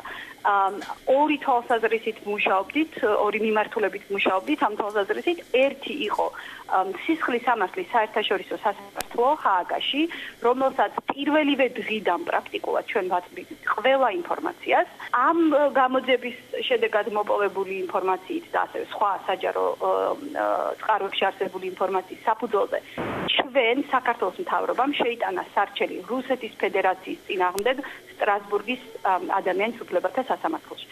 ამ სარჩელმა გაიარა პირველი ეტაპი და ძალიან მნიშვნელოვანი და რთული ეტაპი აქვს წინ გასავლელი, სადაც უნდა მოხდეს ფაქტების არსებითი შესწავლა. გამოძიებამ შექმნა მნიშვნელოვანი მტკიცებულებები. კერძოდ, ჩვენ გვქონდა ძალიან ბევრი ინფორმაცია და მტკიცებულება, რომელიც მიუთითებდა და ადასტურებდა რუსეთის ფედერაციის მხრიდან ადამიანის უფლებების და საერთაშორისო სამართლის ნორმების უხეშ დარღვევას. მათ შორის ომის დანაშაულთან მიმართებით, მათ შორის ეთნიკური წმენდასთან დაკავშირებით, რაც საერთაშორისო სისხლის სამართლის ენაზე კაცობრიობის წინააღმდეგ მიმართული დანაშაულად შეიძლება რომ მოიხსენიოთ. ვერ დადგება საქართველოს სამართლებრივი პასუხისმგებლობა ამ საკითხებთან დაკავშირებით. ერთი სამართლებრივად ვერ დადგება, იმიტომ რომ საქართველოს ვერ დაიწყებდა თავის ტერიტორიაზე რუსეთის წინააღმდეგ ომს. თეორიულადაც კი და მეორე ფაქტობრივი გარემოებები არის საკმარისი მეტი, რომელიც ადასტურებს, რომ რუსეთის ფედერაციამ გადმოკვეთა საქართველოს სახელმწიფო საზღვარი მისმა შეერაღებულმა ფორმირებებმა და აწარმოა ომი და დღესაც ის არის ოკუპანტი, ანუ ჩვენ ვართ დღესაც ომის მდგომარეობაში. ეხლა რაც შეეხება სისხლის სამართლის საერთაშორისო სასამართლოს აინტერესებს თუ არა ვინ დაიწყო ომი და მისთვის სამართლებრივად ეს არის თუ არა მნიშვნელოვანი. პასუხი არის არა. რატომ არა? იმიტომ რომ სისხლის სამართლის საერთაშორისო სასამართლო განიხილავს კონკრეტული პირების ინდივიდუალურ სამართლებრივ პასუხისმგებლობას. არ არსებობს საერთაშორისო სამართალში ნორმა, რომელიც ითვალისწინებს ომის დაწყებისთვის ინდივიდების პასუხისმგებლობას. ომს იწყებს სახელმწიფო და არა კონკრეტული პირები. ამიტომ თუ სადმე დაირღვევა ძალის გამოყენებასთან დაკავშირებული საერთაშორისო სამართლებრივი ნორმები, უნდა გვახსოვდეს, რომ ეს წარმოშობს სახელმწიფოს პასუხისმგებლობას და არა სახელმწიფოს რომელიმე თანამდებობის პირის პასუხისმგებლობას საერთაშორისო სამართალში. ამიტომ ვამბობ, რომ ძალიან ფრთხილად უნდა ვიყოთ, როცა ამ თემებით ასე ვთქვათ, ამ თემებზე ვსაუბრობ და არ უნდა გამოგვივიდეს ეს ძალიან საშიში სპეკულაციად, არ უნდა გადავაქციოთ ეს თემა. მე არა ვარ ოპტიმისტური ძალიან გამოძიების შედეგებთან დაკავშირებით, ანუ ახალ შედეგებთან დაკავშირებით და გეტყვით რატომ არა ვარ ოპტიმისტური, იმიტომ რომ ობიექტურად ხელი არ მიუწვდება ქართულ გამოძიებას თელ რიგ საკითხებზე, ტერიტორიაზე, რუსულ ინფორმაციაზე, ვერ დაკითხავს რუს ჯარისკაცებს და ასე შემდეგ. მაგრამ თუ ჩვენ შევქმნით ილუზიას იმისას, რომ ჩვენ ვაწარმოებთ გამოძიებას შიგნით, არ გვინდა ახლა აქ საერთაშორისო ორგანიზაციების, ტრიბუნალების და სასამართლოების ჩართულობა, ჩვენ თვითონ მივხედავთ ამ საკითხს, ეს იქნება საშიში. იმიტომ იქნება საშიში, რომ მაგალითად სტრასბურგის სასამართლომ, რომელმაც ჯერ კიდევ უნდა იმსჯელოს ომის საქმესთან დაკავშირებით, შესაძლებლობა იქნება, რომ სასამართლომ შეექმნას, ესე ვთქვათ, ილუზია ჩვენსავე განცხადებებით და ჩვენივე ქმედებებით, რომ ჯერ კიდევ არ არის შიდა სამართლებრივი საშუალებები ამოწურული, ამიტომ წამგებიანია ამ თემის ეროვნულ დონეზე გადმოტანა. ჩვენ უნდა გავაკეთოთ ყველაფერი, მოვიპოვოთ ინფორმაცია, რაც გინდა დავარქვათ, გამოძიება, მოკვლევა, ინფორმაციის მოპოვება, მოვიპოვოთ მაქსიმალურად ინფორმაცია, რომელიც ჩვენ გამოვგვადგება და რომელსაც ჩვენ გამოვიყენებთ საერთაშორისო არენაზე რუსეთის პასუხისმგებლობის დასადგენად. მოვისმინეთ ქალბატონი თინა ბურჯალიანის განცხადება, მას სამართლებრივი ნაწილი განმარტა, თუ რა როგორ ხდებოდა და ასევე თქვა, რომ წამგებიანია ეროვნულ დონეზე გადატანა ამ განცხადებების. მაინც უბრუნდები მას, ბატონო დავით, მოდით ჯერ თქვა, ბატონი პატა საუბრობდა, რა შედეგების შესაძლოა მოყვეს. გასაგებია, რომ ამბობთ, რომ ანტისახელმწიფოები, მაგრამ კონკრეტულად რა შესაძლოა ეს საერთაშორისო სასამართლოს, ან იგივე საერთაშორისო საზოგადოების დასკვნების გადახედვაც კი მოხდეს, თქვა, თუ კი რაღაც კითხვები დაისმება ქვეყნის შიგნით. ან გულუბრყვილობა, ან უსინდისობა და დემაგოგია ესე ამოკრეფით მოტანა ტალიავინის დასკვნის მასალების, იმიტომ რომ ტალიავინის გარკვეული პოლიტიკური მიზანშეწონილობიდან გამომდინარე დასკვნა საბოლოო რო გაეკეთებინა ვინ რა გააკეთა, ამის შესაძლებლობა არ ქონდა და ეს მშვენივრად ნებისმიერმა პოლიტიკოსმა იცის, ხო არ გიშლიდით ხელს არა? მაგრამ იქ ძალიან მკაფიოდ წერია, რომ ქართულ სოფლებზე იყო შეტევა, რომ მშვიდობის დამცველები, ეგრეთ წოდებული რუსების არ თამაშობდნენ ნეიტრალურ როლს და თავის ფუნქციას არ ასრულებდნენ. რომ ქართულ მხარეს იყო მსხვერპლი და სხვათა შორის მშვიდობის დამცველი ქართველი დაიღუპა აი იმ შეტევის წინ. რომ ესე იგი შემოსული იყო სხვა სამშვიდობო ძალებთან საერთოდ არაფერი საერთოს არ მქონე დანაყოფები უკვე ტერიტორიაზე და ისინი ნელ-ნელა მოიწოვდნენ პოზიციებისაკენ. ასეთ ვითარებაში, ისევე როგორც თქვა, აი კრიმინალთან გაქვს საქმე, როგორც პოლიციელს თუ ტერორისტთან, როგორც სპეცსამსახურის წარმომადგენელს, ხო? ვალდებული ხარ, რომ ბევრად დიდი ძალა გამოიყენო, რომ ის საფრთხე გაანეიტრალო და ორი ამოცანა შეიძლება ჰქონოდა მხოლოდ სახელმწიფოს. ერთი მართლა გაენეიტრალებინა და გაეჩერებინა ეს ძალა და ეგება რუსეთი გონსმოგებულიყო, როგორც ნებისმიერი ცივილიზებული რაციონალური მოთამაშე გააკეთებდა და სწრაფად დამყარებულიყო იქ ცეცხლის შეწყვეტის რეჟიმი, რასაც 7 აგვისტოს ბოლომდე ქართული ხელისუფლება მაქსიმალურად ითხოვდა და ჩართული იყო აქ EU-თოც და საელჩოებიც, დღეს რო ასე გულუბრყვილოდ ლაპარაკობს ივანიშვილი, რომ მონიტორებისთვის დაეძახათო. დღეების მანძილზე იქ იყვნენ მონიტორებიც და ეს ყველაფერი დასტურდებოდა და კულახმეტოვი ამბობდა ვერ ვაკონტროლებ სიტუაციას და რა ვქნაო, ხო? და მერე უკვე მომლაპარაკებელ იაკობაშვილზე საერთოდ არ გამოდიოდა რუსული მხარე და არც ოსური მხარე. და პარალელურად მინძეევის განცხადებები ისმოდა თუ ბარანკევიჩის და სხვების, რომ თამარაშენი უნდა განადგურდეს და მარილი დაითესოს. აი ესეთი ვითარება იყო. და ორი ამოცანა შეიძლებოდა ნორმალურ ხელისუფლებას დაესვა თავისთვის. ან ეს გავაჩერო და დავიცვა სოფლები, თუ ვერ გავაჩერე და შემოსევა უფრო მასშტაბური გახდა, მაშინ მოხერხდეს ამ ადამიანების გამოყვანა, იმიტომ რომ ძალიან დიდი საფრთხე იყო, რომ ამ ადამიანებს იმ მოსახლეობას, რომელიც ქართულ კონტროლირებად სოფლებში იყო, ვეღარავინ ვერანაირად ვერ გამოიყვანდა და მოხდებოდა ის, რაც მერე უკვე აქეთ გორის მხარეს მოხდა. ხო, ამ დროს უნდა ემოქმედა ხელისუფლებას და ეხლა ამის გადაფარვა იმითი, რომ ტალიავინიმ საბოლოო დასკვნა ვერ გააკეთა, მაგრამ მთელი ეს მიმდინარეობა ძალიან კარგად აღწერა. ან იმითი, რომ 9 აგვისტოს რატო თქვა პრეზიდენტმა გახსნილად ის, რაც უნდა ეთქვა 7 აგვისტოსო, ეს არიან სახელმწიფოს ფუნქციონირების არცოდნა, სპეცვითარებებში მოქმედების, ოპერატიული მოქმედების საერთოდ არ გაგება, ან ისევ ვიმეორებ, გახარება ერთადერთი ძალისა, რომელსაც ეს უხარია, რაზეც ახლა აქ ვლაპარაკობ და რაც იბეჭდება. ეს არის ლავროვი და პუტინი. კარგი, ბოლო კითხვიდან დავსვამ, დრო იწურება, ბატონო პატ, ანუ თუ კი არსებობს ყველა დასკვნაში ის, რომ ეთნოწმენდა მოხდა, რომ აგრესორი იყო რუსეთი ასე შემდეგ, რის გამოძიებას გეგმავს ქართული მხარე?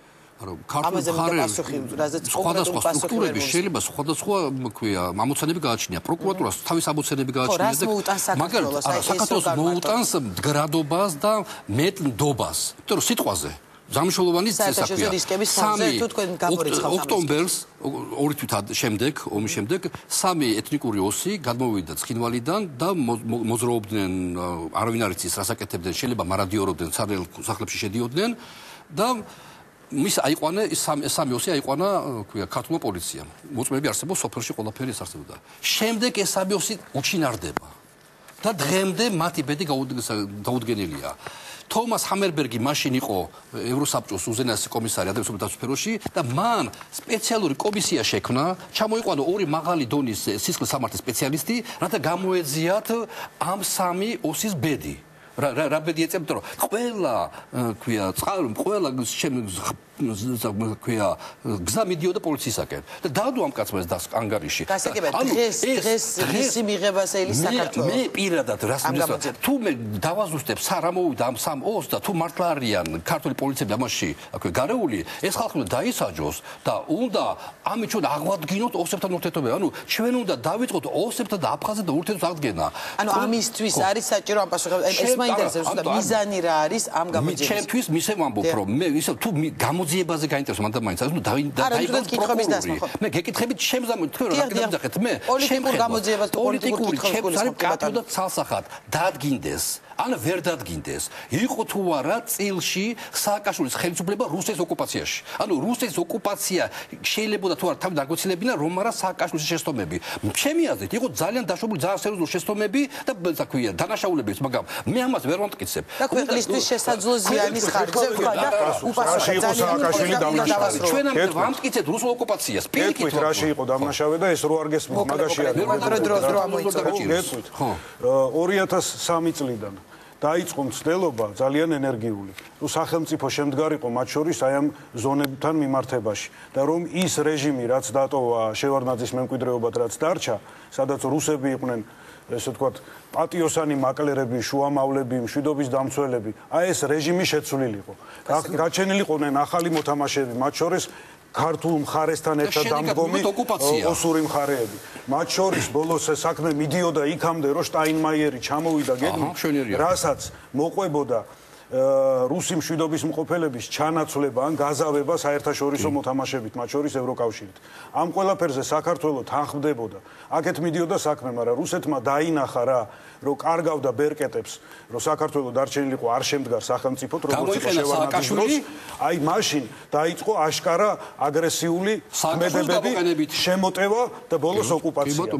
ამაში თუ არის სააკაშვილი დამნაშავე, ესე იგი სააკაშვილი არის დამნაშავე სახელმწიფოს აშენების მცდელობებში. სააკაშვილი არის დამნაშავე რუსი მშვიდობის მყოფელების ჩანაცვლების მცდელობებში. სააკაშვილი არის დამნაშავე, რომ ოსური ელიტის მნიშვნელოვანი ნაწილი მოიმხრო და მერე ოსები და პირველად მან თქვა რომ ვისაც ოსი ეზიზღება მე ვიქნები ვლადიმერ სანაკოვი თქვა ფეაზმე ჩასმული ვიყავიო ვლადიმერ სანაკოვი განაცხადა გენერალიტეტი პირდაპირ ოკუპანტებად დაჯდა იქა და ისინი გახდნენ მინისტრები. კარგი ბატონო მიზაღებ ესეთი არგუმენტები ამ ყველაფერზე უარს იტყვიან ახალი ხელისუფლების წარმომადგენლები. ეს ნიშნავს ისინი ქართულ ეროვნულ სახელმწიფოზე ამბობენ უარს. თქვენ ამბობთ ქართულ ეროვნულ სახელმწიფოზე უარს. თქვენ გინდათ ვარდების სიყვარული, მეგობრობა და სახელმწიფო ინსტიტუტები არ გინდათ. ეს დემაგოგიაა. მეტი არაფერი. იმიტომ რომ თქვენ გინდათ რომ ისევ რუსი გახდეს ამაში ეძებთ გამოსავალს და ცხინვალში ეკამათა ცხინვალა პოლიციას. ანუ თქვენ ჭირთ რომ სააკაშვილი პროვოკაციას წამოეგო, თქვენ როგორ თქვენი შეფასება და გადავასრულოთ. რუსეთის სცენარის მთავარი წამყვანი ფიგურა. აი ასეთი ადამიანები მიზანმიმართულად თუ მსხვერპლი როგორ თქვენ შეფასება. მე ალბათ როგორ ჩასხვერპლი, მაგრამ კი დაგვიხვერდო და ასეთ გამოსაძებელია ეს. მიზანმიმართულად თუ მსხვერპლი. აი სწორედ ამაში მნიშვნელობა. ანუ ნამდვილად როგორ წაიყვანა სააკაშვილის თავსაქმიანობა ისე რომ დღეს 20% ოკუპირებულია და აღიარებულია და ამაში სწორედ ამას ვაბრალებთ ზოგადად. ანუ საპარლამენტო კომისია ბალტიისპირეთში არასოდეს ბალტიისპირეთი არც დეოკუპირებული არ გახდებოდა და არც ნატოს და ევროკავშირის წევრი არ. ანუ თქვენ თვითონ დეოკუპაციას შეაფერხებს, ფიქრობთ რომ შესაძლოა შეაფერხოს დეოკუპაციას ხარჯზე. აი ეს ოკუპაცია თქვენ დაგვიტოვეთ საჩუქრ ოკუპაცია. და დეოკუპაციის პროცესი შესაძლოა თუ არა ამან შეუშალოს ხელი და დავასრულოთ. იურიდიული საბუთები რომ როცა იქნება, როცა რომ მოვა დაბეჭდილი საბუთები რომ ეს ტერიტორიები არის ოკუპირებული. და თქვენ ამას გააუქმებთ და საქართველოს გასაგებია თუმცა დეოკუპაციის პროცესში შესაძლოა შეუშალოს თუ შეუწყოს ხელი და დავასრულეთ. მაგრამ დეოკუპაციის პროცესი გრძელდება ჩვენ და არა რუსეთი. და როგორ ფიქრობთ შეუწყობს თუ არა ხელს ეს ყველაფერი და დავასრულეთ. ოკუპაციის ინსტრუმენტები ხართ თქვენ. თელი უბედურება მაგაში, იმიტომ მარგილად ამაზე ლაპარაკი. იმიტომ როგორც კი ამაზე ლაპარაკს ვიწყებთ, თქვენ იწყებთ თქვენ პანიკაში ვარდებით. დიდი მადლობა, უნდა დავასრულო. ზოგიერთი ადამიანი რო აბრალებს ხოლმე ქალის მიმართ ძალადობას, რომ ქალი ისე გამოიყურებოდა, რომ ძალადობა უნდა ჩაგედინა მასზე, აბარაო, ესე იგი, აი ეს არის დაახლოებით ოკუპაციის მსხვერპლს. აი თუ დიდი მადლობა. ეს თემა მოიტანე დაახლოებით იმას გავს, რომ ქალი ყველაფერს გააკეთოს, გაუპატიუროს და მეტყოს მე ამ კაცო მოძალადის ნიღაბი ჩამოხადეო. ყველაფერი გააკეთეთ თქვენ, რათა მოძალადის ნიღაბი ჩამოხადოს. ძალიან დიდი მადლობა. ამ თემის განხილვა და ამ თემაზე მსჯელობა გაგრძელდება კიდევ დიდხანს. თქვენ რო ღირსებას უბრალოდ დრო ამოიწურა. უღრმესი მადლობა. რომელიც პრეზიდენტს დასცინით, რომელიც იდგა დაბომბვის ქვეშ. უკვე ყველა დრო ამოიწურა. ძალიან დიდი ბოდიში და დიდი მადლობა. დიდი მადლობა რომ მონაწილეობდით გადაცემაში, პირობას გაძლევთ ამ თემის განხილვა და ამ თემაზე მსჯელობა ამ გადაცემაში გაგრძელდება. პაატა ზაქარიაშვილი და დავით არჩიაშვილი. ბატონო დავით, უნდა დავასრულო, ბოდიშ ვიხდი, დრო ამოიწურა. აქედან მიიყვანო საქმე იქამდე რომ პრეზიდენტი გაასამართლო ამ ომის გამო. აი ეს არის თქვენი ლოგიკა. ვით დაიჭირა თუ მე არ ვიცი, ვინც ეს ხალხი აიყვანა, ის უნდა მე პრეზიდენტი რაშუაშია. პრეზიდენტი წაიყვანა. თუ პრეზიდენტი წაიყვანა, რატოშია? გაიხსენე შენ ჩემი ციტატები. კარგით, მოდი დავასრულო. ძალიან დიდი მადლობა. კიდე გვექნება საშუალება რომ ვისაუბროთ ამ თემაზე. დავით არჩიაშვილი, პაატა ზაქარიაშვილი, ვასრულებ ბატონებო. იყვნენ ჩვენი გადაცემის სტუმრები, მე გემშვიდობებით. ვცდილობ დავასრულო გადაცემა, რადგან ვანო შოუ იწყება, საკმაოდ მძიმე დღეების გახსენება მოგვიწია. ამიტომ გირჩევ დარჩეთ რუსთავიორზე. ბატონო პაატა, გავაგრძელეთ ეთერს მიღმა. დარჩეთ რუსთავიორზე და უყურეთ ვანო შოუს ძილის წინ, უფრო უკეთეს ხასიათზე დადგებით. მერწმუნეთ ასე რომ უყურეთ ამ გადაცემას. ძალიან დიდი მადლობა რომ იყავით ჩემი სტუმრები. ვისაც პაატას ლოგიკის ესმის, ის 19 აპრილს არ მოვიდეს და ვისაც არ ესმის, მოვიდეს. თუნდაც ჩვენი საერთოდ არ ჯეროდეს, მაგრამ მოვიდეს, იმიტომ რომ მართლა განსაცდელშია ეს ქვეყანა. უკვე იყო და აღარ არის. თქვენ ხელში იყო 1 ოქტომბრიდან აღარა გასასვლელში. კარგი, ძალიან დიდი მადლობა. პაატა ზაქარიაშვილი და დავით არჩიაშვილი იყვნენ ერთმანეთის პირისპირ. ჩვენ სამშაბათს შევხვდებით უკვე ერთმანეთს. მადლობა რომ გიყურეთ.